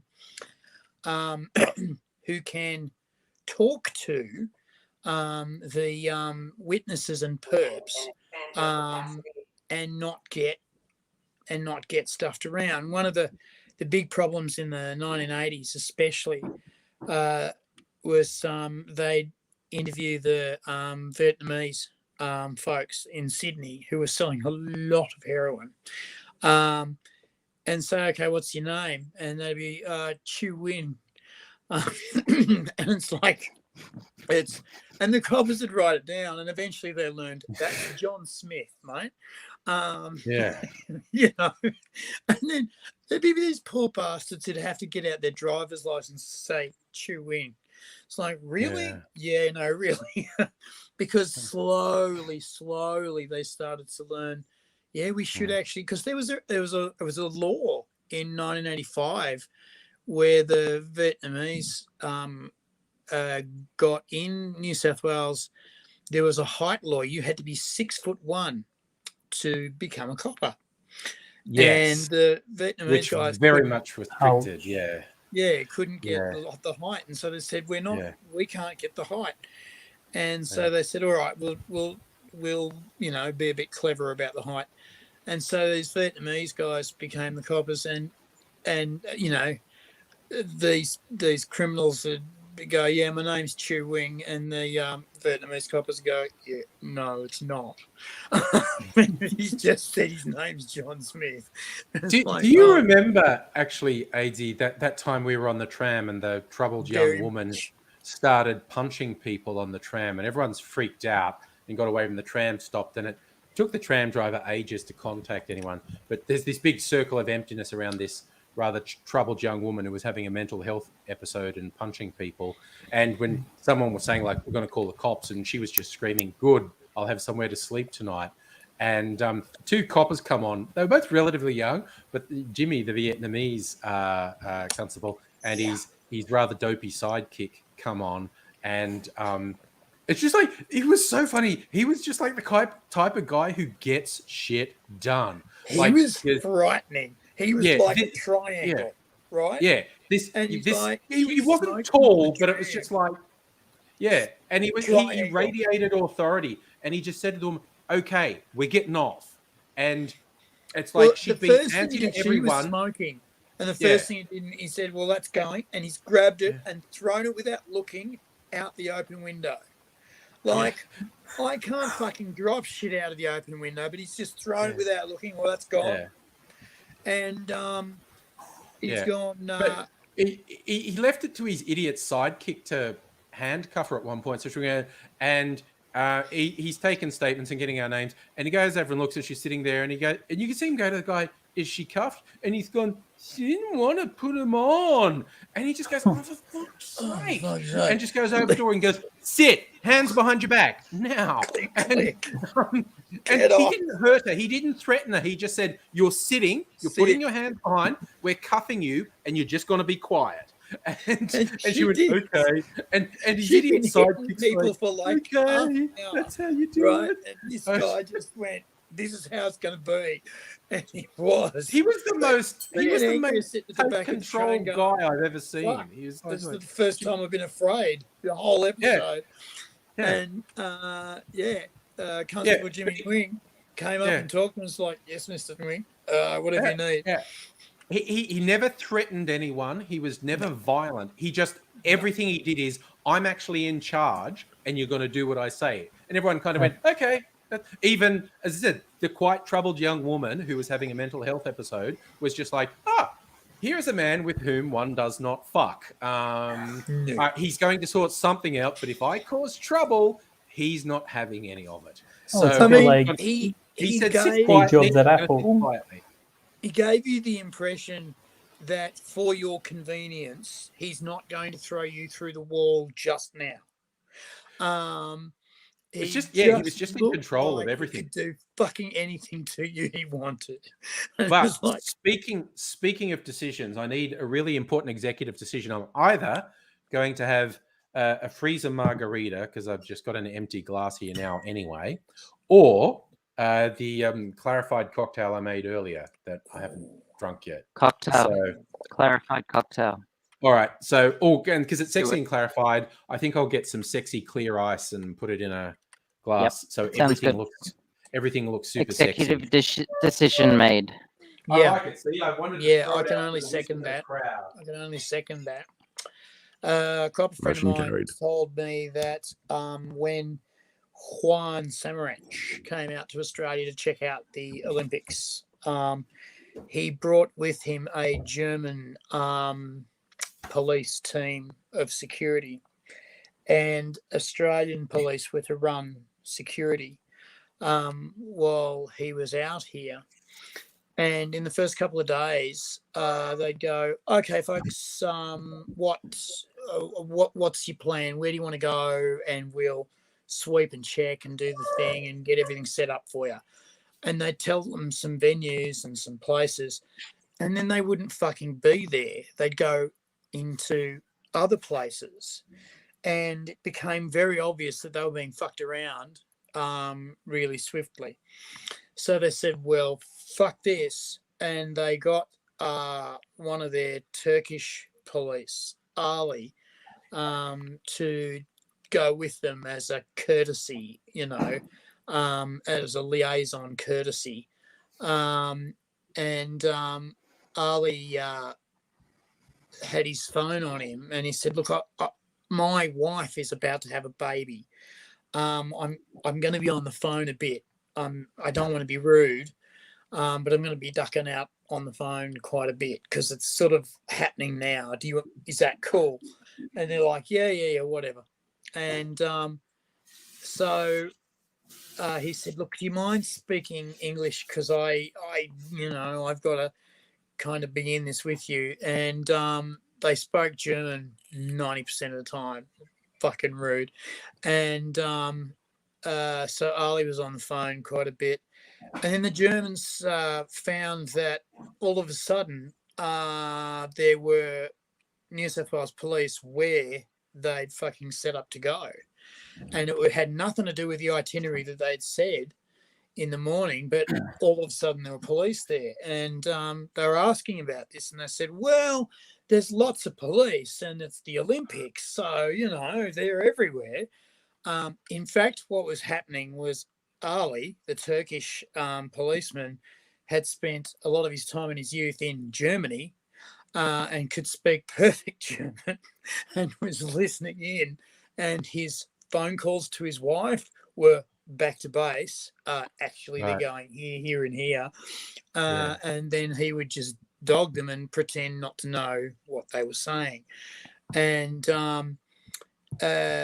this copper friend of mine who I was living with said that's one of our biggest tricks, and we learnt that during the Vietnamese years. Was we learnt to get all the police who spoke different languages and get them with you. And one of the weirdest things ever happened in 1990 was that the Vietnamese gangs who owned heroin in Sydney turned up and said, "We're stopping." And the police went, "This sounds like bullshit to me." And they said, no, we've had enough. We're stopping. It's too much. It's violent. It's horrible, and we're stopping. And they got the Vietnamese police to check this out undercover and properly, and they came back with, yeah, they've had enough. And what it was a large part of the gang community had become born again Christians and said, "Oh, okay, this is wrong. We don't want to do it. It's This is wrong. wrong. It's against This is God. wrong. It's against Oh wow, everything. You know, we're hurting people. This is bullshit. It's money that kills. We can go into electronic shops. We can go into you know jewel business. That's what everyone else does. Fuck. We can go into property, and man, did they go into property. And they stopped. And the police went, but that was anticlimactic. And it just was the weirdest thing. And all the police went, I fucking wouldn't have fucking put money on that. No. Yeah. But surely, like, some of the people would have still been convictable, like, for past crimes. Yeah. Well, funnily enough, but serious things. Funny you should say that, because like I said, the Vietnamese gang stopped, but they did actually turn in the few that decided they weren't going to stop, and they got pretty much stung and busted within about 6 months. Everyone got thrown into jail. They jailed about 20, 30 people, but there are about 250 proper, gang members just stopped. And it was like, and the coppers pretty much, had convictable, see you, Luke. Pretty much had convictable, crimes on them, but they said if they're gonna back off, we're gonna back off. We're gonna let the good thing roll. And they did. And it was apparently really hard to get heroin in Sydney for about 3 months. It was apparently really tricky to do. It's like Megaleech asked in the chat who filled the void, because of course someone did. It was basically white bikie gangs and old school Italian mafia connected criminals, which is still a thing now. There is still 3 months. Everything was back in business. Prohibition doesn't work, kids. You can see my lights through my drink. How sexy is that? How sexy is that? I love that. Oh man, that's good. That's I'm trying to remember what that was, because I just improvised it earlier today. This is whiskey and brandy, I think. Oh my god, it's good. Now that one tastes like booze. You weren't here earlier, AD. I had one, and I made it the other day, and it was so sweet. It was strong, although it was overproof rum, but it was so sweet. I diluted it with soda just so it wasn't like pure sugar I was drinking, and that was really nice. But it did not taste like booze at all, like not at all. And can considering be quite dangerous, considering it had overproof rum, that's actually quite dangerous. So yes, you go, yummy doesn't taste alcoholic. Bang, fuck. Yeah. So I'm looking. It was a bourbon cocktail. It's got a fruity French name. Let me find it. I'm trying to remember what was in it. Scrolling through the page where I found it. Manhattan. Oh, a vieux place, which means the old square. That's a funny way to pronounce bougie French name. Yeah, vieux place. That's actually how Google Translate told me to pronounce it. I looked it up and I clicked on the pronounce thing and it went vieux place. Oh, okay, which means the old Megalich, square. you make a good point there. What did Megalich say? If nobody changed his name to anybody, we'd all have A names in the string. That's wow. Yeah. I had not noticed Oh. that. Ooh. Wow, Kirsten. Well spotted, sir. Yeah. Sorry, while we're talking about booze, Kirsten's workplace has put out a coffee whiskey called Blasphemy. And apparently she's already gone through a bottle of it. So, and I didn't get any because I just don't like coffee. I know. Look, there's a man who likes coffee, Drooling salivating now. a bit. Got drool. Well, if and when you're ever able to come over here, I've got a bunch of clarified espresso martini cocktails in the fridge. Because So, we're technically not in lockdown anymore, are we? yeah, but you're not allowed to have visitors in your house. Okay. Yeah. Whereas Queensland's Let's, just entered a very let that hard go. lockdown. Yeah. So, I told you, didn't I? I did say that I'd met a nurse who was an anti-vaxxer last time. oh yes, there's a couple of them. People in the health services who are anti-vax, which is wild. Terrifying. It was just It terrifying. is very I went to alarming, go and very get alarming. my methadone script, which is always a very interesting Yeah. process. Yeah. And I met this nurse who was doing my urine screen, which is also an interesting process. And then, yeah, we're talking about, and she said, oh, yeah, everyone likes Dan Andrews, but I don't think he's doing a good job. And I'm going, how? And he's going, oh, she's went, oh, the hotels. And I'm going, okay, well, he got it hardest first. And fucking, he had to make shit up as he was going along first. And, he made a mistake. And all the rest of the... He trusted the public service was the mistake. Was the mistake. And look, Right. I'm posting on screen to get you excited. Kirsten was going to send me some samples. She said she's going to send through a sample of Blasphemy so you can try it. You are nice, Kirsten. She is nice. She's very nice. Like Kirsten, you are nice. Yeah. So, the guy's made like that one mistake and fucking got crucified for that. And remember, we got it hardest, nastiest first.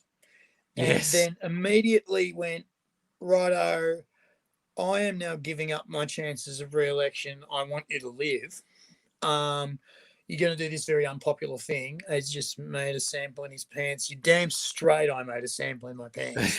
I've got diapers on and can make several samples in my pants. Yeah. And have and will. So then basically I was reading the ABC News the other day and they said, okay, what works with coronavirus?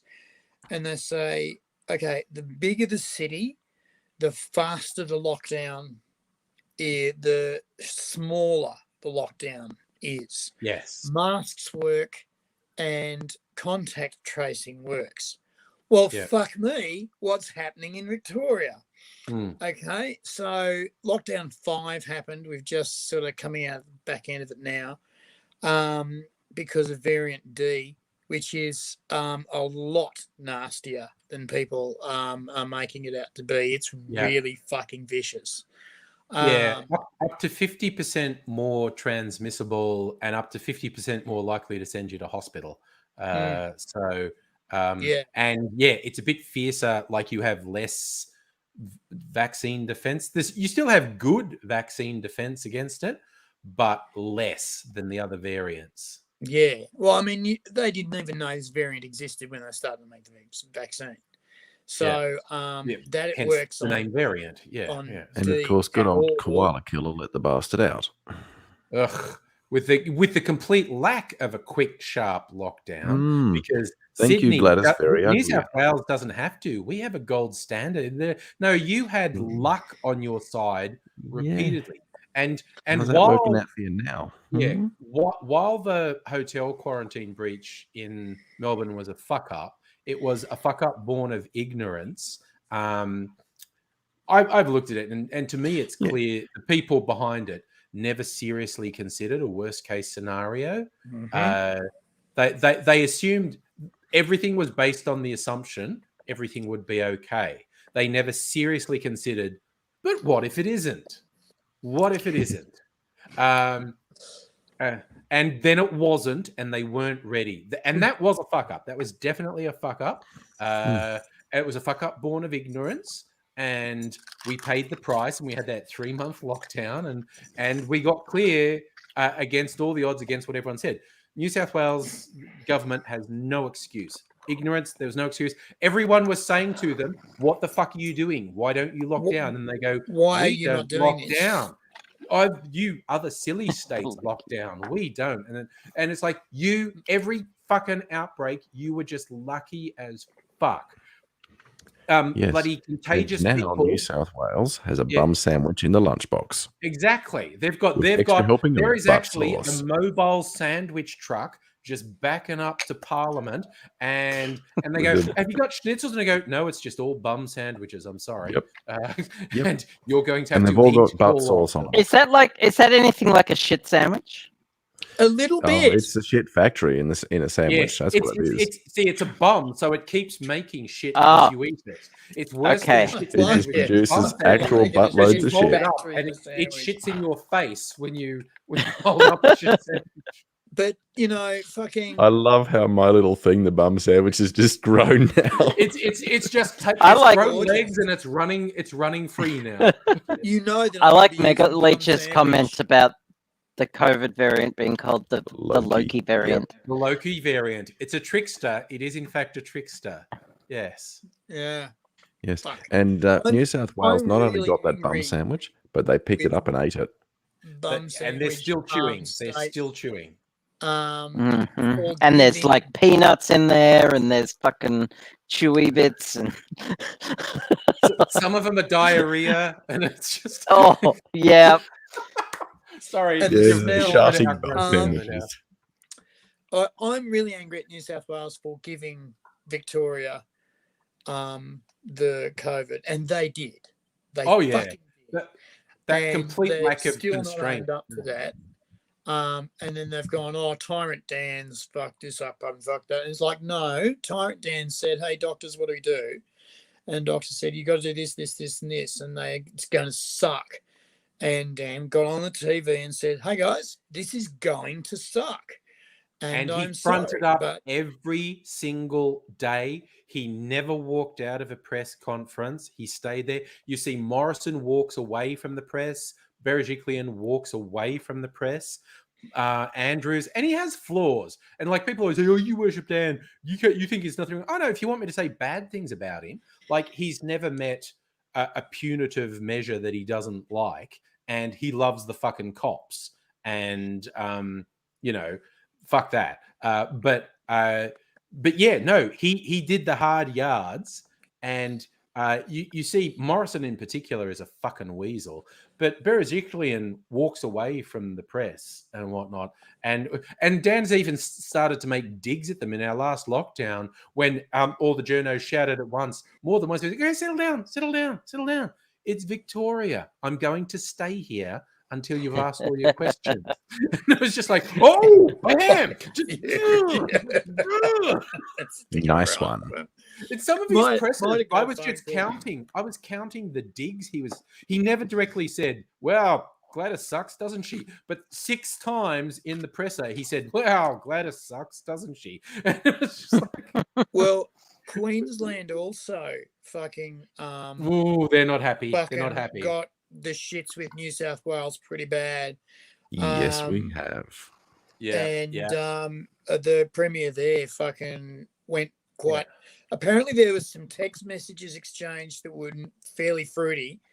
But apparently, because I haven't seen any of these press conferences, but apparently in the press conferences, the Queensland Premier has fucking gone quite openly hostile to New South Wales, and apparently Western Australia has gone quite openly hostile to. Oh yeah, the WA Premier, with his 90% of Parliament under his control, he can literally say and do whatever he wants, and no one can touch him. He's just like, man, I can walk down the street with my dick out. What are you going to do about it? Nothing. I've got 90% of the seats in Parliament. Fuck all of you. It's just like, but he doesn't. He does this really staid sort of dad businessman thing. And when Morrison or Berejiklian slams at him, he's just going, fucking look at your numbers and look at my numbers. Who's doing the right scoreboard, thing? motherfucker. The runs are on the board. You may scoff, sir, but I'm doing a lot better than you, so you can take your sharting bum sandwich and fuck off. Oh.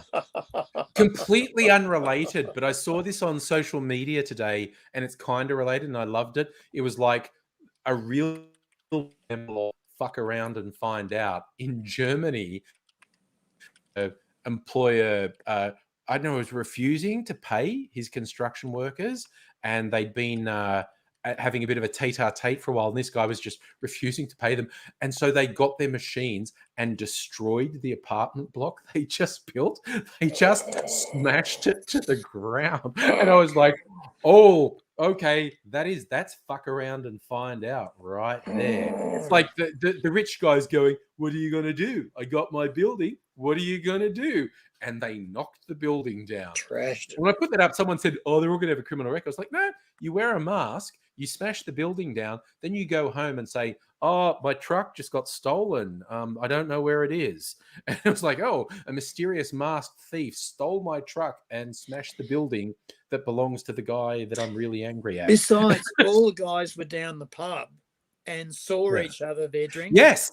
Yeah, you'll have all these witnesses that they were saying, and the cops aren't going to. Can you imagine being a cop and there are these construction workers who have just fucking destroyed a building because they were angry, and someone says you should prosecute them? Just go, no. I don't think I want to be on the wrong side of that. It's kind of like we joke about. You may find yourself in the foundations of the building. When there's a protest in France, they do not fuck around. They cobblestones come up. Oof. And farmers, it's like, you get the country farmers, the National Party complaining and being shitheads and never doing anything. Farmers in France just go, yeah, okay, we are actually going to herd 1,000 head of cattle through the main streets of Paris and stop them outside Parliament, where they will shit incessantly for the next 6 hours. And it's just going, oh, okay, yeah, you're angry. You're angry. Another thing that the farmers did in Paris was they got 3,000 tractors with their front loader full of cow shit. And drove very slowly through the main streets of Paris, dropping the shit as they went. Yes. And they went 20 kilometers per hour, gridlocking Paris for 3 days. Yeah. And their protest was noted.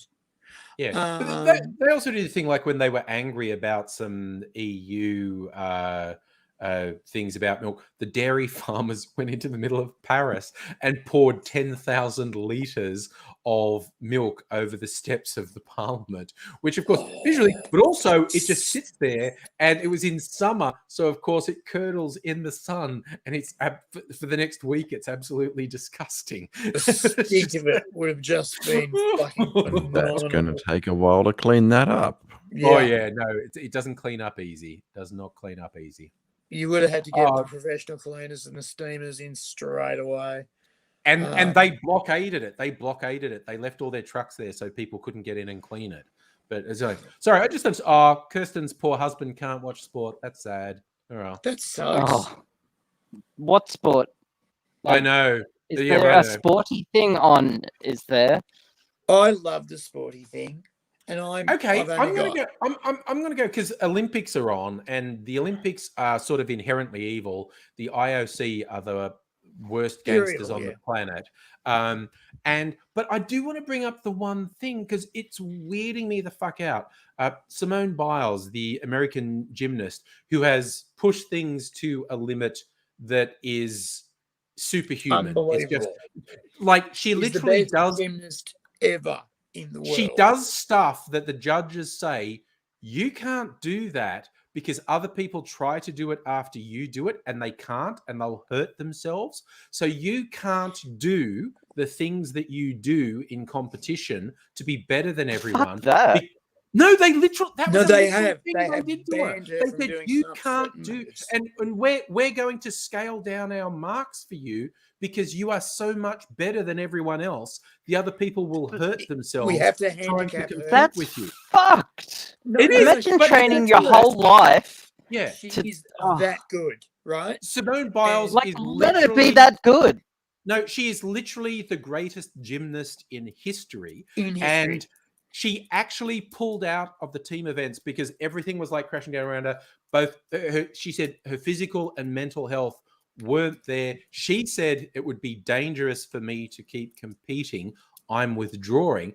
And the right in America has lost their fucking minds. I'm going, she's literally the greatest gymnast in history. If she says, I can't compete, I need to withdraw, she's saying it for a fucking reason. She's saying it for a fucking reason, for God's sake. These fuckers got up and said, oh, she's a loser and a quitter, and she's un-American, and she's blah, blah, blah, blah, blah, blah, blah. It's like she's already it's absolutely gotten deranged. you everything.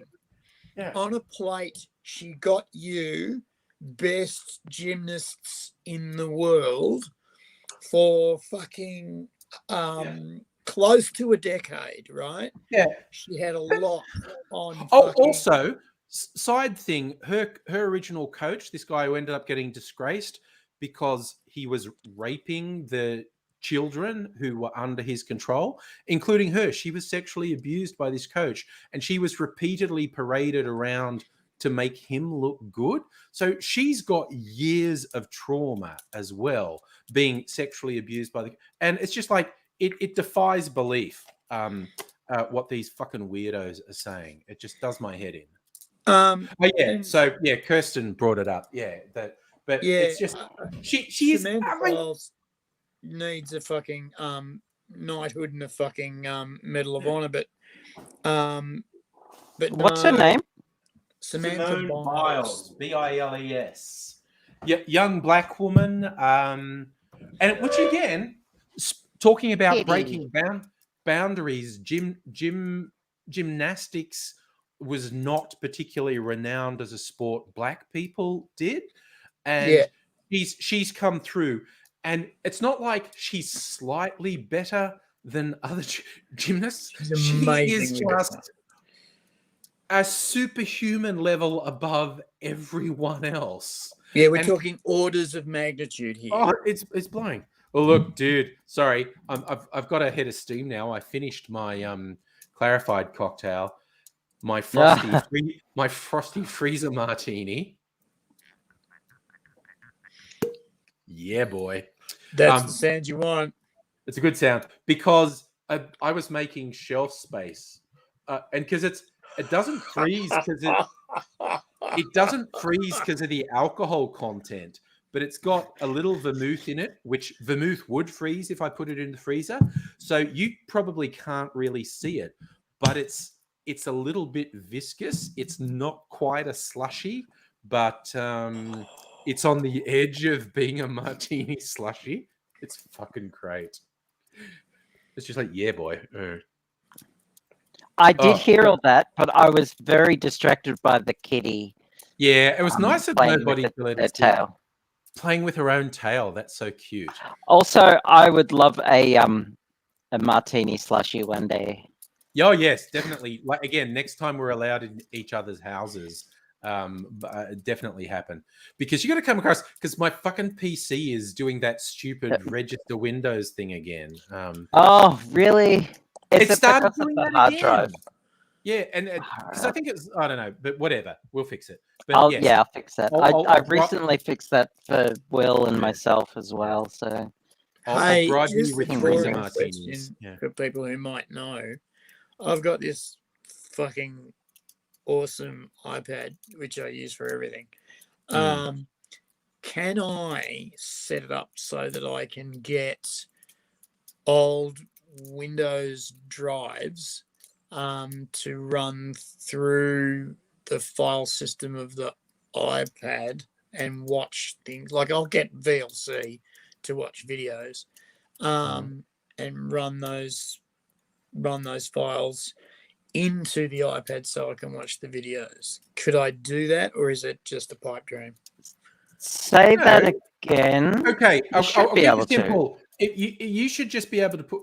Is there a USB drive on your iPad? I think they have one. I've got A a USB couple of port. USB drives. Just put the stuff on put the stuff on a thumb drive and plug it into the iPad, and you should be fine.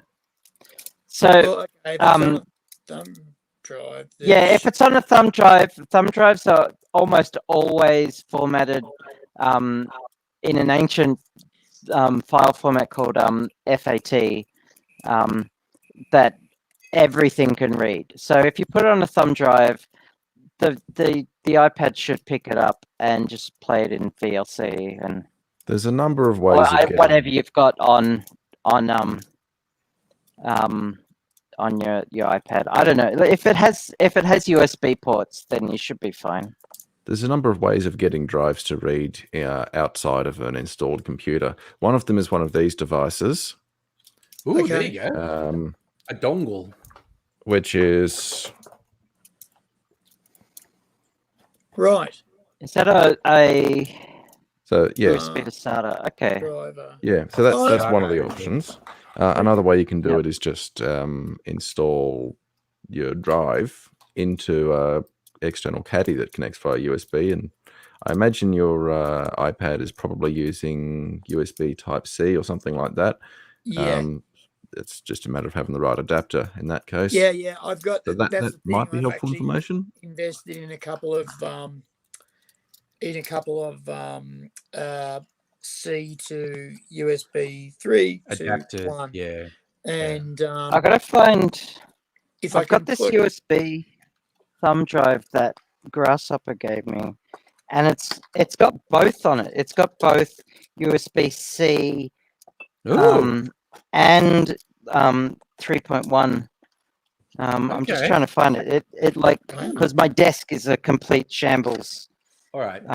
So is mine. AZ, just to entice you to go away from technical stuff, my freezer martini, this was about freeing shelf space on my drinks cart because there was a few bottles of gin with a little bit. So this has actually got 4 different sorts of gin in it. And so it's got USB-C and standard USB. It goes both ways. That's a winner. It goes both ways. It's bisexual. It's a bisexual drive. Nice. I clearly need one of those. And it's high speed. It's USB 3.1 because it has to be USB-C. Fucking quick. So even using that, you can run the movie straight off this, and you won't get any lag or anything. So should be fun. Fucking awesome. Thank you. I'm sorry I brought that up during this. I just heard you. No. We got, dude. You had the right people. When do we ever shy away from nerding out about something? Yeah, that doesn't we happen. do. The whole shying away thing. That doesn't happen here. Yeah, we don't shy away from anything, honestly. But yeah. No, we've discussed some pretty fucking out there shit, actually. I mean, we were discussing the nature of bum sandwiches before anything's on the table. To join us, where are we? Johnny Knoxkill. How you doing, brother? Are you there? Oops. Hello? Hello. There you are. Hey, how's it going? Good, man. How you doing? Man, so good now, Johnny Knoxkill. I was just listening to what you were saying before about that young lady doing Yeah. Yeah, Simone Biles. I didn't realize she got nerfed. Yeah. That just So fucked amazes up. me. Isn't the Olympics about being, the peak of human performance? Yeah. It But is. Yeah, you would think scared that. them. She scared them because it's like literally, and it's kind of like what they're saying wasn't untrue. You are so much better than everyone else. Other people will hurt themselves if they try and do what you do. Yeah, But it's but like they're also just trying to it's find like an so excuse to what? be racist. And oh my Like, god, the other really? racist thing, like they canned the Black American sprinter because she tested positive to cannabis, and it's like, oh, so fucking what? Are we Yeah, saying yeah, cannabis yeah. is It's a not a If performance anything, performance that'd enhancing make a drug. They let the I fucking, know. they Okay. let the swimmer, what's his name, that good swimmer, Yes, the white swimmer the who didn't white get good swimmer, penalised. they let him off. And there was a snowboarder in the Winter Olympics who didn't get penalised, who also happened to be white. But yeah, again, she was one of the best sprinters in the world, and they canned her for a cannabis test. It's like, come Yeah. on, cannabis The is not a performance enhancer. the only sport that I can think of that you will gain some kind of advantage of taking cannabis is combat sports like boxing or MMA, where you possibly might not feel as much pain. Yeah, but it also, Yeah, but I would it would worry slow about you it down. slowing you down. Yeah. Yeah, it'd slow you down. Yeah.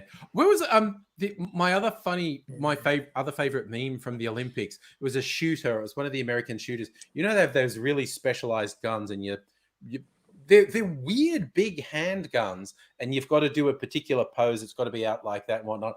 And her pose. So it's this side-on pose shooting a handgun, but her left hand is just in her pocket. So it looks like she's being really casual, just leaning out with a gun, and she's got the other hand in her pocket, going bang, bang. And everyone found this one where this one, it was always a dude on Twitter going like, "Oh well, that's a terrible stance. They tell you to use two hands on a gun to steady it and whatnot." And it was like, and the range of response is like, dude, do you think she got to the Olympics without ever sort of practicing Firing a And gun, also, yeah. you know, and she ended up getting gold. Sorry, most Johnny. of the as far as I've seen of the pistol shooting in Olympics, it's all one-handed. Yeah, no, there's a particular thing you You can't have to do use one two-handed. hand. There's a particular pose you have to do Yeah. to conform. But Yeah. they have weird guns. The hand guns they use, I think they're 22s. I think they're only 22s. Yeah, They yeah, they yeah. are They're very 22s. large. They are these really large, long barrel and you are 22s. given the ammunition Yeah. 3 months before the games and during the games. It's one company that does all the ammunition, and every round has exactly the same powder and primer, and they're exactly the same shape. They're very expensive. It costs like $3 a round for a 22. For a 22 round, that's very expensive. And they're given thousands of rounds before 3 months before the Olympics, and during the Olympics they must use this particular round. The stance they use, and the reason she's got her hand in a pocket is that hand mustn't stray so many degrees from her body to steady her body. You've got to have one hand out and the other hand's not to steady you. And so they've probably taught her, your hands come away too far from your body, stick your hand in your pocket and leave it there, and Yep. you will be you'll be sweet, because then there'll be no degrees of arm away from your body, and you won't be picked up on it. There was a swimmer in Australia who used to do tumble turns, And if you, in some strokes, if you don't touch with your hands before you tumble, it's not an accurate turn. So butterfly, you must touch with your hands, then your feet. It's weird. In freestyle, you just flip and go. In backstroke, you must touch with your hands before you tumble and go. Tumble turning in backstroke is the hardest one to do. And of course, in breaststroke, you don't tumble turn, you backflip. And these rules are very, very strict, right? They're international, and they change them every 5 to 10 years. And it takes 3-6 months to get used to the changes. And there was an Australian swimmer who used to touch with his left hand and his right foot. And he would do that because he had to consciously go left hand, right foot. Usually people go both hands, both feet. But because he was so used to coming up and going flip, go, without touching his hands, he would get disqualified. And so he would go touch hand, right foot, away you go. And it looked strange, but the point was it got you not disqualified. And so many Olympians do stuff that is odd. I just got a really cool message. Well, good. And I'm not thinking about a message. I'm thinking about what I'm saying. In the Olympics, they have very, very strict rules about what you are and aren't allowed to do. The long jumpers, for example, have a line, that they're not allowed to touch when they jump into the sand. And the first piece of sand that is disturbed is where you're measured to. The line is plasticine. And if they see an imprint in the plasticine, you're gone. But the jump is measured from the start of the plasticine to the first piece of sand. And so you've got to get your foot as close as possible to the as you plastic, can, but don't touch it. Right? And what the athletes do is they go to the arena, because they always get practice time. They go to the arena and they find 2 points on their eyeline horizon, because you see them run, look down at the plasticine and then look up. Why are they looking up? And you think, it's so that they know where they're jumping.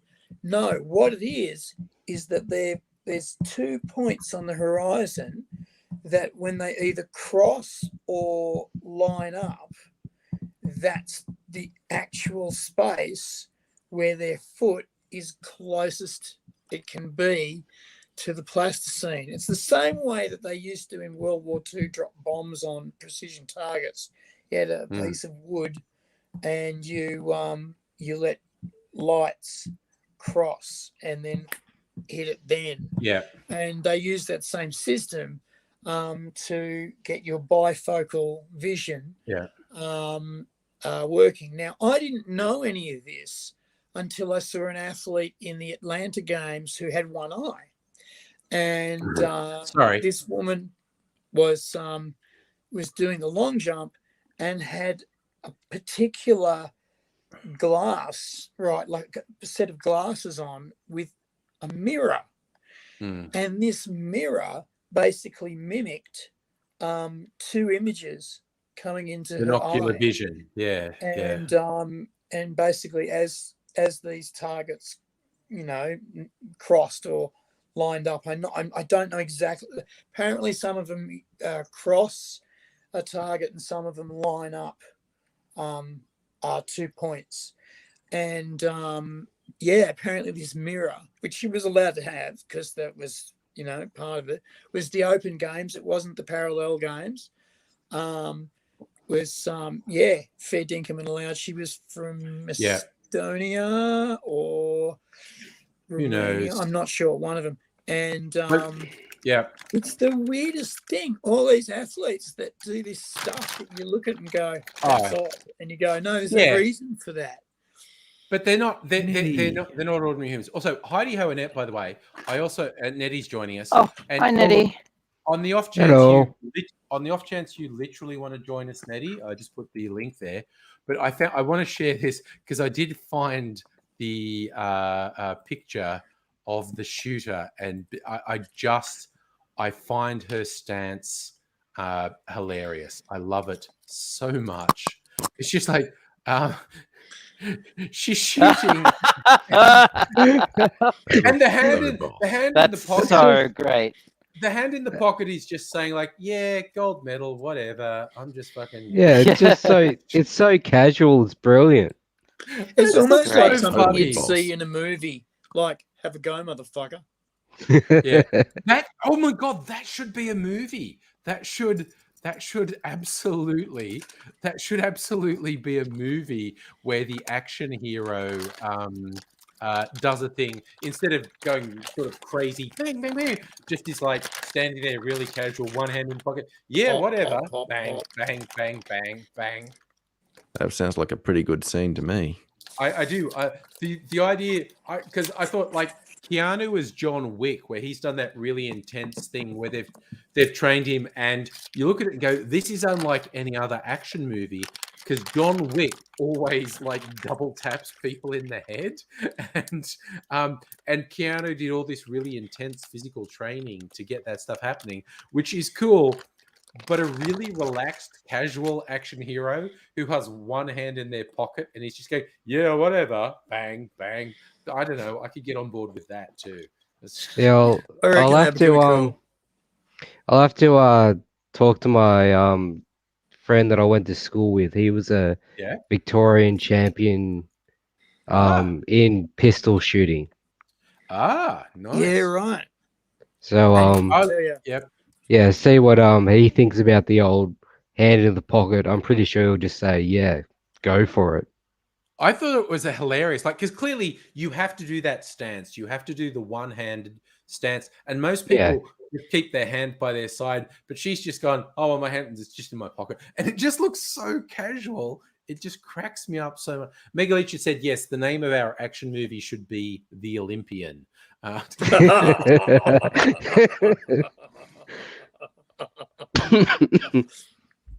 Yeah. Oh my god. Get your gun. Yeah. I was also gonna say, the clay pigeon shooters. Yes. I was watching. I think it was the Sydney Olympics, and there was the Australian that they had the hope for, and there was this Indian, who was fucking right up there as this is the other guy, the dark horse that was going to take it off him. I think I remember that. Yeah, like it was Michael Diamond and this Indian guy. That's them. That's them. Yeah. And Michael Diamond would say up, but the Indian would say and away the pigeons would go. And I thought this was the strangest thing. And then I found out that they changed the rules 2 or 3 years earlier, and it used to be pull, right? Yeah. And away the clay pigeons would go. But they found out that some languages, people saying pull was concentratively very difficult to do, and they were being disadvantaged. So they said, well, what about saying up? Or anything that sounds like up.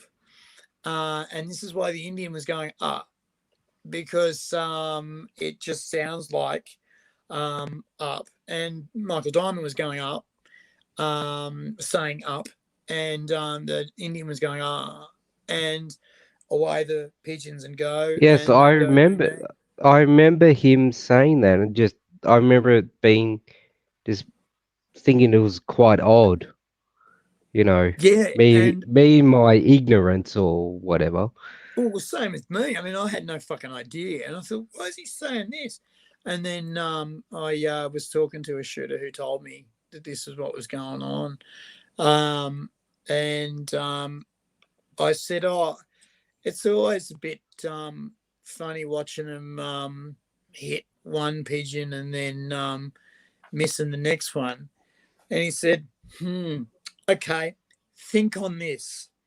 You've got a shotgun that weighs approximately 3 kilos at the other end of your hands. So your hands are close to you, right, to cradle the shotgun. You can't hold the shotgun on the barrel because it's a bit hot and it'll burn you.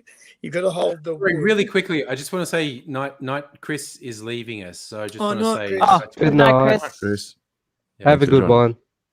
one. And this bloody thing's very heavy. So you say up, these 2 clay pigeons go across the sky in a random arc. They don't go the same way. The spring is designed to change the trajectory of these clay pigeons every time they go.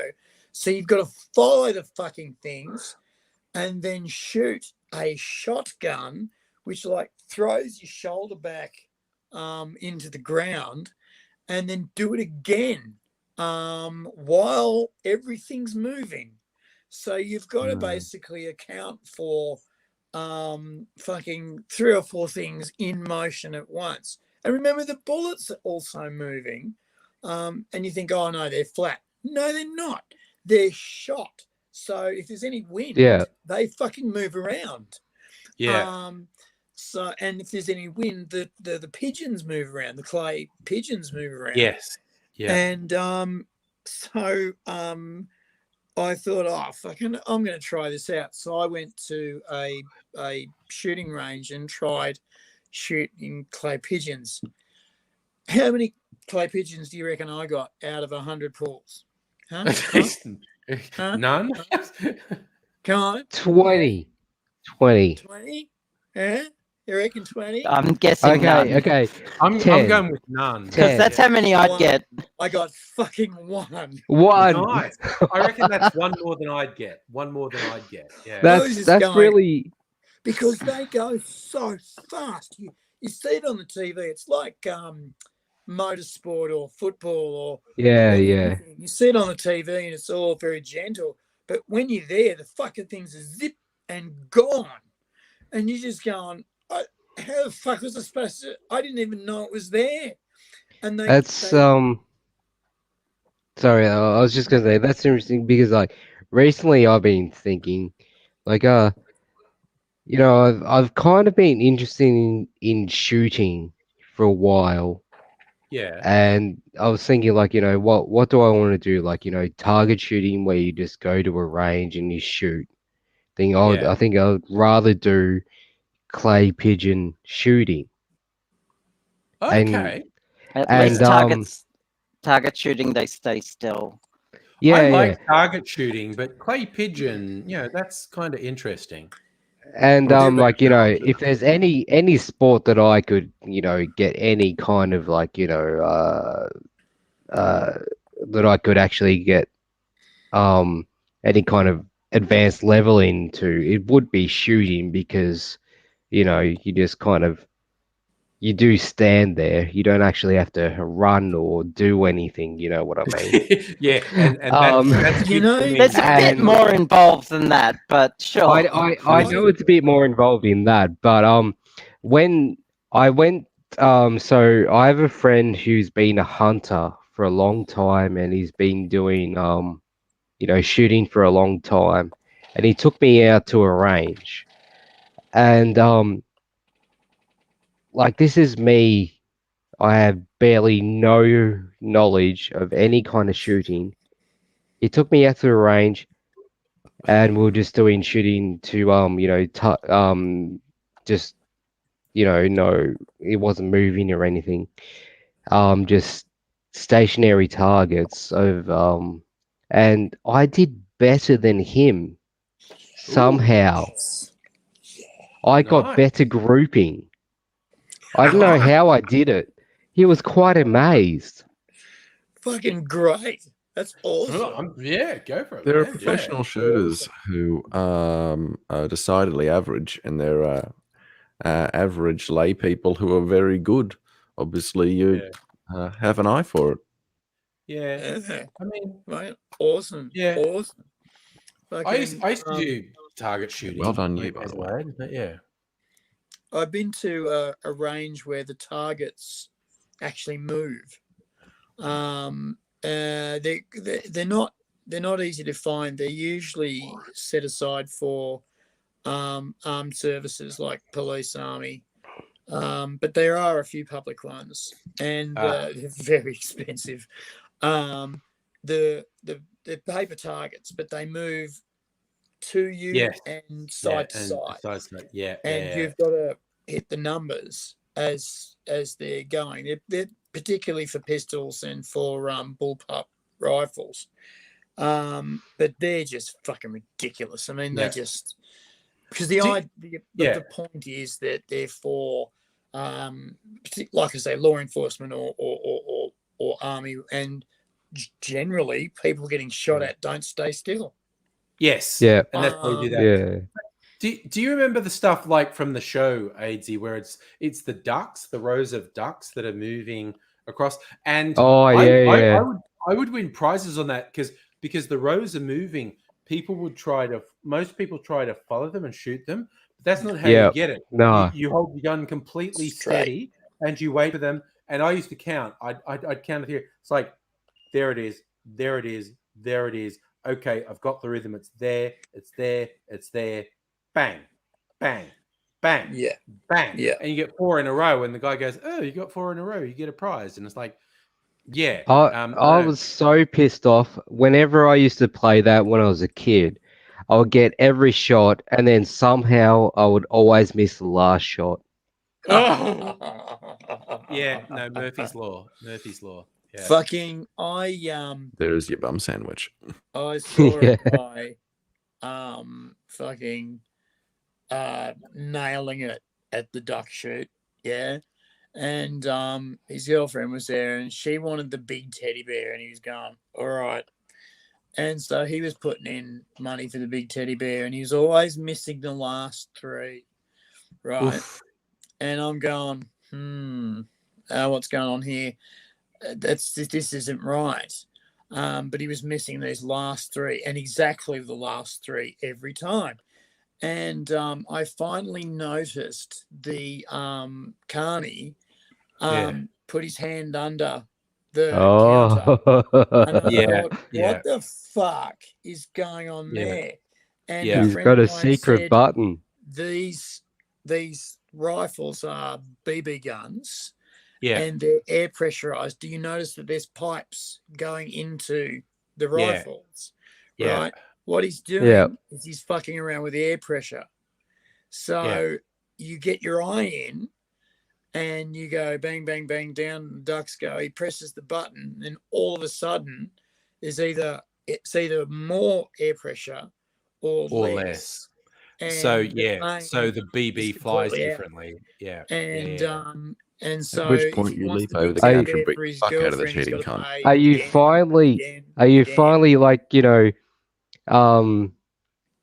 saying that I'm not crazy? I should have got that shot. The carny was screwing with me. They are so rigged, those carnies. Yeah. I mean, the one I remember, I was at the show with my dad, and they had this big circular mirror thing with money on it, and you dropped a coin and it pushed money off. Oh, yeah. And if you get the money come off, you get that money. And I'm going, fuck, I'm into this. And my old man said, no, you're not. No, you're not. No, not going to happen. And I'm going, I really want to. No, we're not putting our fucking money into that. And I went, oh, why not? And he said, all right, let's watch this, shall we? And he said, you've been doing gutters with me, like, on the roof. And back in those days, we used to do them not with any safety. We used to stand on the wood where the bricks are, and then put our foot right out over where the fascia is that the gutter sits on. Okay, so you're sitting out there over the edge of the world, and to do this, you've got to measure things fairly carefully. You've got to know the difference between 400 millimeters and 600 millimeters, and you've also got to put the gutter into a position where it's got to be either 100 millimeters or 120 millimeters out from a certain distance. Okay, and it's got to go, it's got to flow down toward where the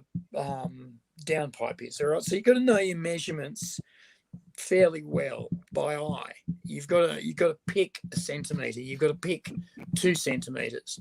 And so I said, watch this bloody thing, and I did. And he said, now what's supposed to happen is it's supposed to go the same distance every time. But remember, it's on a mirror. It's on a mirror. So you're seeing the depth of it go right down twice. And I'm going, all right. And he said, now what I want you to do is I want you to pick the distance between the furthest coin on the edge of the ledge and the closest coin that's being pushed out. And I went, righto. And I was watching this thing, and bloody the pusher plate was basically going different distances every fucking time. And I stopped there and watched it for about 10 minutes, and there is a cycle. But you've got to watch it for 10 minutes, and no one's going to fucking sit there for 10 minutes picking the cycle and knowing where to put it in, because the carney's not going to let you. If you say, I want to go, they're going to go, great. And if you just sit there watching, they're going to go, come on, other people want to go, put your money on. And if you hang there watching, they're going to go, either play or piss off, mate. And so, you're screwed. And, you basically can't win. But I mean, eventually, every now and again, they'll see a young couple and she wants the big teddy bear, and they'll set it up so she gets the big teddy bear. Or you'll get the little kid who wants the Phantom comic, and they'll get the Phantom comic. And there's always these ones where every kitty wins a prize. Come on, ladies and gentlemen, Dagwood dogs. I just remember Dagwood dogs being the only thing you hear.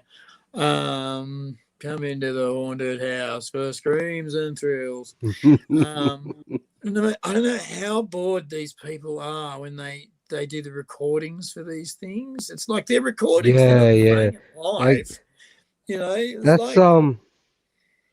That's like part of big chunk of my childhood was that kind of stuff where the Easter parade in Bendigo, all the attractions were all on the streets of the CBD in Bendigo, of all the carny stuff, and then all of a sudden they moved it to the showgrounds.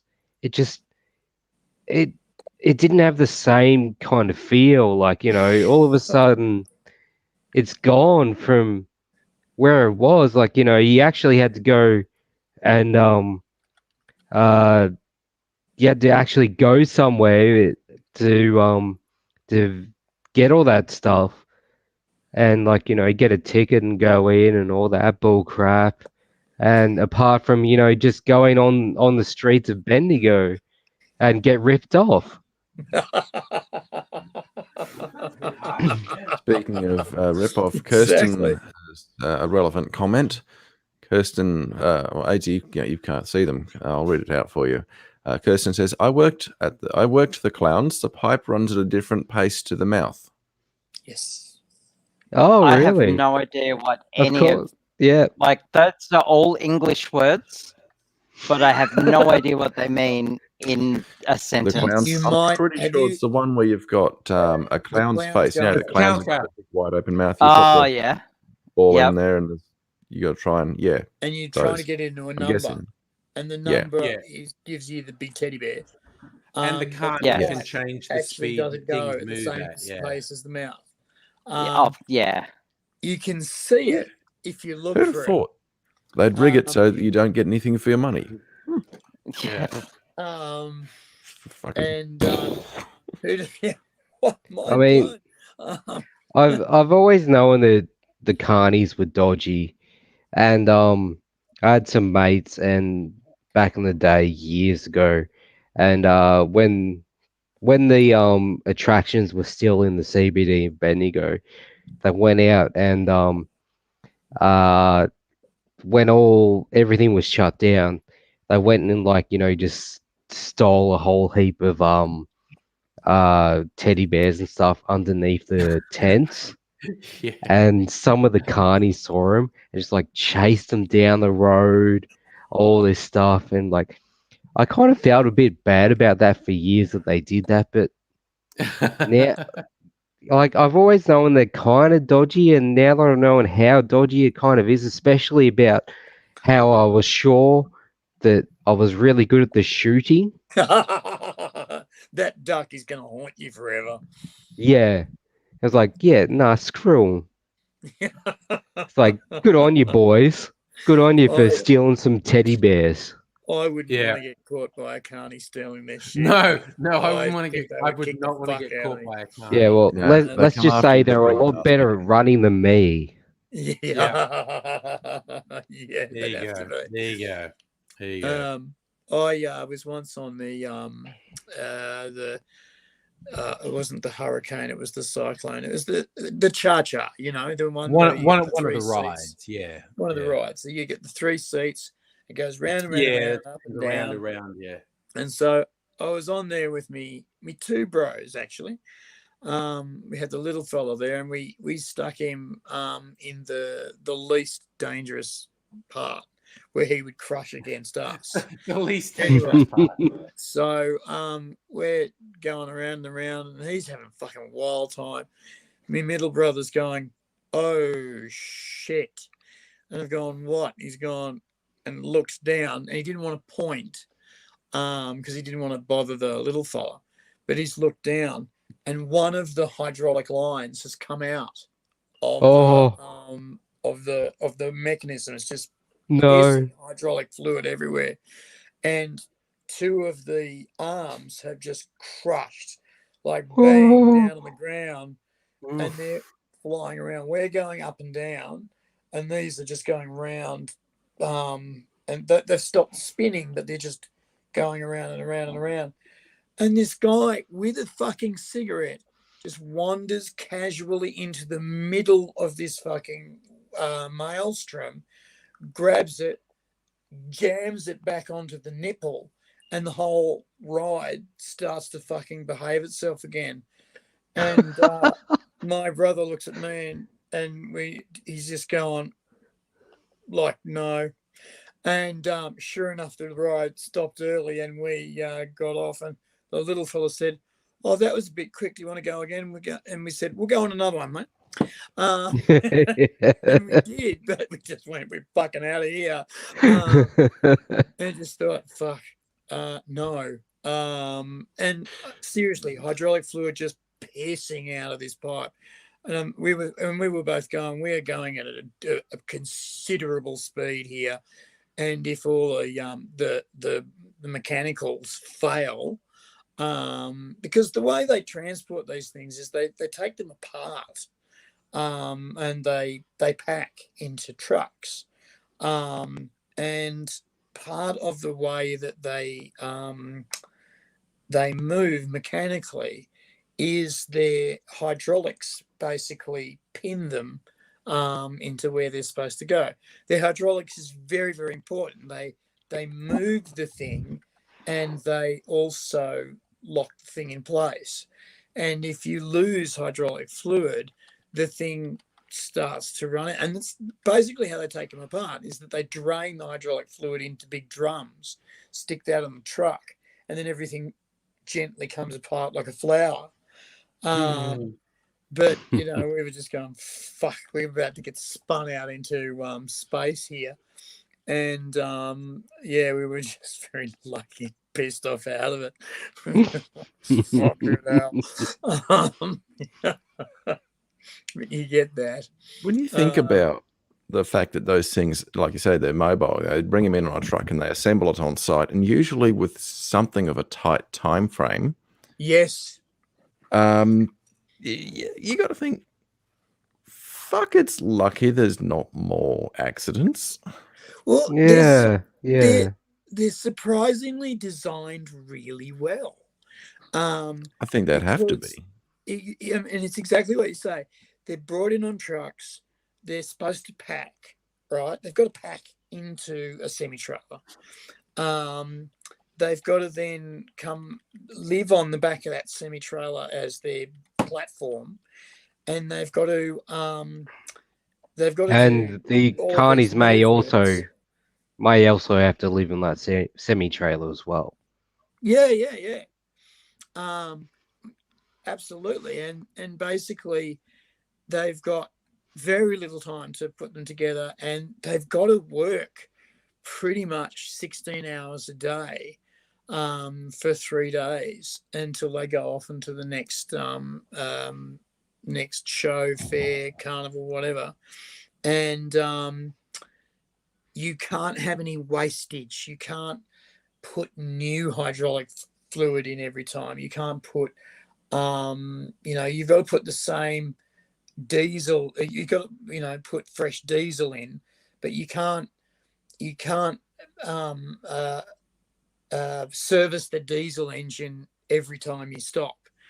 That thing's got to just go for like 6 months before you service it. You can't, it's not a pretty checking everything process.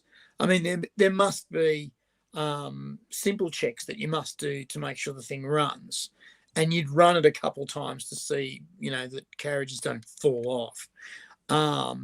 But they're designed very, very well, but they're not maintained. They're just fucking not maintained at all.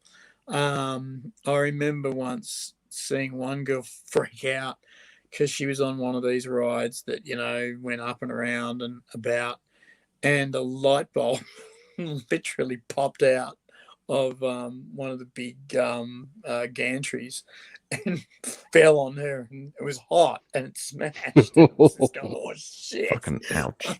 And she's like, ah! And like bashing her hair around, and I'm going, right, not going on that one. One of my favorite things to every 6 months I'll look it up to see if there's any new ones. But one of my favorite things to watch is the old reverse bungees rides, and I love them. Yeah, but I just love when people pass out on them, when they have the video footage of people passing out on it, and it's just like, oh yeah, I know, it's just I just get major, what is it? That German word, Schadenfreude, from it. And it's just like, oh, so good. The passing out is not the most embarrassing thing that happens to some of the people on those rides, though. There's some other involuntary actions that people that passing out is largely preferable. Yes, I think I know what you're talking of. I think of. we all know what I'm talking about. Yes, yes. The first time I saw one of those bungee things, I was like in an American theme park, one of my trips to America, and there's one where it was basically like a slingshot. You'd sit in this little thing with a bungee, and it would pull back and pull back and pull back, and then fire you over the heads of everyone who was walking around. Oh, It was Oh. absolutely hilarious because you're walking around and you hear this scream and you get a Doppler effect. It's like,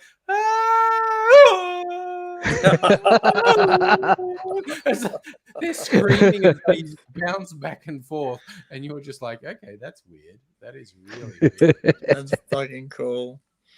I was in New Zealand with a mate who was about to become a Buddhist monk. And before he became a Buddhist monk, they said that he had to go out into the world for 2, maybe 3 weeks and just get into the most gritty, gratifying stuff that was the world offered. He wouldn't eat meat, but we went to a strip club, we went to pubs, and one of the things we did was we went on this reverse bungee, because they were illegal in Australia at the time. Yeah. And went on this reverse bungee. And what they did was they put normal paper masks on us and air breathing masks on us. And we're going, okay. do we really need these? And they went, yeah. And we're going, okay. And so then the hydraulics go and the bungees go up, up, up, up, up. And then all you hear is this clink. And within 3 seconds, you're traveling at 250 kilometers per hour. Right? No, sorry. Within a second and a half, you're traveling at 250 kilometers per hour. And you're really moving. And your body, you see, the buildings in the world just fucking evaporate beneath you. And it's full on and it's great fun. I mean, I couldn't do it now because I have heart problems. I'd die. But you really, really move. And they, I said to the guy, why the gas masks? Why the masks? And he said, well, up on the 10th floor of this building we're next to is a gymnasium, right? And they were starting to get sick of people screaming, fuck, every time the thing went off. So they did their treadmills and hear, fuck. Surprised So they they had in the put air in gas their lungs to masks say on, like, fuck. Lord Jesus.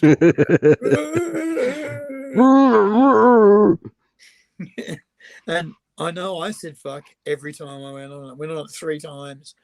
And my Buddhist mate told his Buddhist boss about it. And he said, oh, that sounds very interesting. He says, yes, it was an interesting way to concentrate on the breath. I'm thinking, you're fucking right about that. Not a very Buddhist thing to do. So he did a lot of non-Buddhist things. And he then decided, yes, he was happy to give all that up and become a monk. And he did. And it was good because he wasn't a traditional monk. He is in the Friends of the Western Buddhist Order. So they don't wear robes and they don't beg for food and money.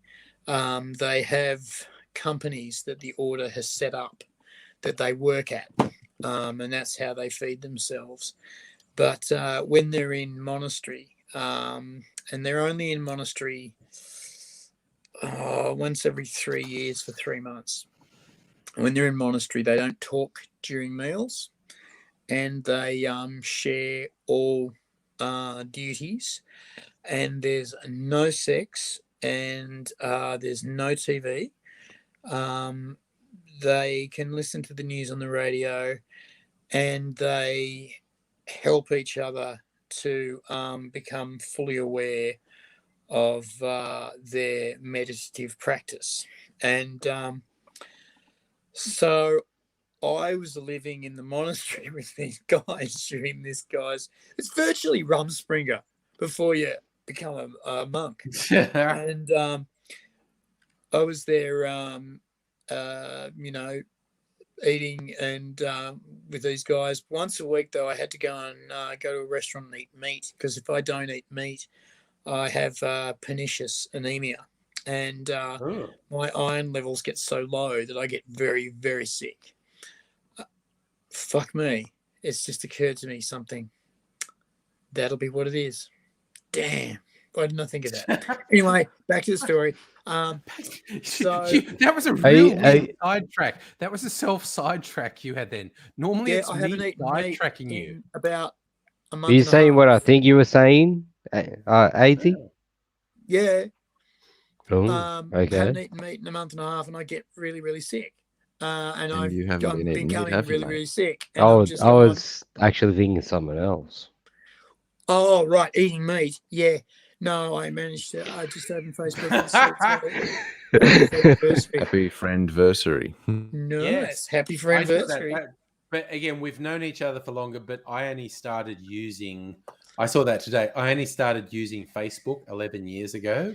When I went on, hey, look, I'm going to try and use Facebook. A few people friended me, and Megaleech was one of them, although we've actually known each other for longer than that. There you go. So just to finish off quickly, these guys were all helping each other become good Buddhists, and I was there rumspringing my friend, and I was in the middle of my last module of learning about this black magic practice that I do. And I had my books that I was studying. So when these guys were off studying, I was studying too. And I fucking left my books out on the dining table one night and went to bed, because I was also eating a shitload of codeine at the time, and I just forgot to take them, to take the books with me. And the guys got hold of them and were reading them, and they were going, some very interesting ideas in here. And I'm going, oh, shit. This is not the kind of thing I want to talk about with hardcore Buddhists, because pretty much everything in these particular books, this last module, really, it's a bit full on, and really not the Eightfold Way or the Threefold Path. It's not in that place. It's not middle way, and it's really quite dark. And one of the guys said, I can see a lot of value in this, and this started a shit fight in the monastery that I just went, I fucking caused this. Oh my God, what have I done? And this Oh dear. guy said, I can really see some value in this. And these other guys were just like holding on to their core values, and were just like really fucking digging in.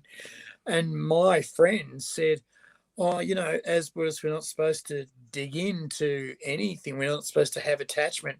Fucking full on fight again. And I'm going, oh, fuck, I'm going to get thrown out of the monastery.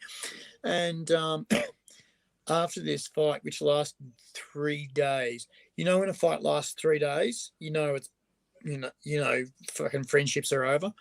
And I went to my friend and said, I'm really, really sorry. I didn't mean for this to happen. I didn't want that. And it's my shit, not their shit. And they said, and he said to me, no, this is their shit. Yeah, what you fucking study is what you fucking study, man. They chose to read it. They chose to read it. They chose to have an opinion about it, and they chose to dig in on their fucking values, and that's not the Buddhist way. And bizarrely enough, at the end of this 3 days, they all came together and said, you know what, we've all dug in on our core values, and that's not the way. So that's a great lesson. And they all thanked me for it. And I'm going, Yay! okay, cool. I'll just fuck off now. Hello. And, I think yeah. Annette says it best. Bloody wizards. Bloody wizards. Bloody wizards. I tell you what, okay. I am, and Nettie's also giving you looks, AZ. I am about to retire for the evening, okay? But there, anyone who's in the chat can hang out and talk to each other after party style. For any folks who aren't already here, I'm just putting the link there. You've got about 5 minutes before I end the stream. I'm just giving a chance if you just want to hang out and chat for whatever mileage anyone's got, whatever fuel anyone's got in the tank. I can hang around for a while. Yeah. Hey. I think I will too. Concerned about my tomorrow plans, but 3-day lockdown has pretty much cancelled my tomorrow plans. Exactly. Sunday is not going to be a usual day. There you go. Yeah. So I can be up all We'll fucking give it a night. couple minutes. Who's Yeah. got fat in lockdown? I have. Yep. I tell you what, but Me do you know too. what I've done. I've been losing. I got fat last year. I put on like 10 kilos last year. I have definitely got some COVID kilos. But I've looked at when I Call see it my I get- Corona baby. Yeah, I get I like I that, get Abigail. That's good. Facebook memories. So all the streams from a year ago, a thing pops night. up, and I see my little chubby face looking at me, and I've been doing the meal replacements Yes, and good shit night, because of my Kirsten. sleep, Oh, okay. my sleep right. apnea, and I look at stuff from a year ago and I go, oh, I'm like 15, 20 kilos heavier there. That's actually really different. 15, 20 kilos is really different. Because I'm currently 15 kilos overweight. And I'm still fucking 30 kilos. I'm 30 Only kilos overweight. you're only. Oh man, I can do you better. Yeah. I'm sure- more than that. the thing is, I'm arthritic, okay? And Yeah, Oh, which is okay. bad Yes. news. Yep. Yeah. Yep. you must look after your weight, because Yeah. the more stress you put on your joints, the more they Yep, degrade very quickly. Of course. Yeah. And Yeah. I've got a slight flare up going on now in my fingers. But if you were Yeah. to look at my knees, you'd go, fuck, you could Yeah. punt that Yeah. into the big sticks for Yeah. 6 points. Yeah. And I have to basically lose around 20 kilos, but I fucking can't. And there's two ironies here. One, with this lockdown, I can basically go to the mall and back, which is a 1.2 kilometer walk, right? And it's not enough. I usually walk around 5 kilometers per day, usually. And when I was on the drugs, I would walk between 5 and 10 kilometers per day, going to different chemists to get drugs. Sorry, that's And weird. basically I Drugs lost a keep you shitload healthy. of weight and was looking fantastic. Drug fuck, Drug but fantastic. And my drugs doctor- are very a big incentive. Drugs are a Right? motivator. What we're saying is drugs are a motivator. and my Kids, fucking kids. doctor's Sorry, AZ. I just have to do a public service announcement. Kids, if you want direction and motivation in your life, drugs are the answer. going, Nettie's Disclaimer, gonna we do join not the actually chat. endorse the use of illicit substances. Hey, No. Nettie. Hi, guys. What are you doing? Okay. There's 2 more Now we minutes. have two lovely ladies. 2 more minutes, and I'm going to end the stream. So if you're watching and you want to join, you got 2 minutes to follow that link I posted, and then the stream's going to be over, and whoever wants to is just going to chill after party wise. So Yeah. my poor old fucking doctor kept on going, "You look great, man," and I was going, "Yeah, I don't think you're gonna like why." I've been chasing drugs. And he didn't. He really didn't. And then I managed to get the weight off again after I put it back on, and then just during Corona, I've just put on so much fucking weight. I put I've on noticed 10 that it's pounds. been seesawing quite, like it's been pretty extreme. Yeah. I think my problem was I quit my job that was quite physical, where that will be a big one. Yeah. Oh yeah. Where this is my going. record for stacking clay was 27 ton in a day. Oh my Fuck. God. That's That's a better lot. than the old work song about 16 tons. Work 16 tons and what do you get? Another Yeah. day older and deeper in debt. And then you did 25 tons. Damn. 27. 27. Damn. And That's legend.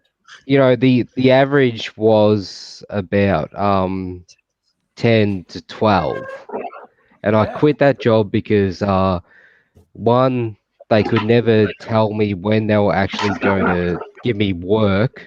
So they'll ring me up the afternoon before I had to work. That's fucked. That's fucked. I I hate hate that. that. that. I fucking hate that. And, And that is happening more and more. And also all the machinery was very loud, so I had to have headphones on. Yeah. And that would just every now and then it would just screw me when I was in a bad sense of mind, where I was like felt like I was trapped in my own head, and I was thinking bad thoughts. So I quit that job, and then the pandemic happened. Yeah. So I used to float between 90 to 95 kilo. Which And- is good for fucking very physical work. Usually very physical work guys float around 110, 115. Yeah, but I'm not boys, right? But I'm not the tallest guy in the world as well. Okay. Like it's still overweight anyway for me. Okay. And then when COVID hit, I put on more weight. I got up to 120 kilo.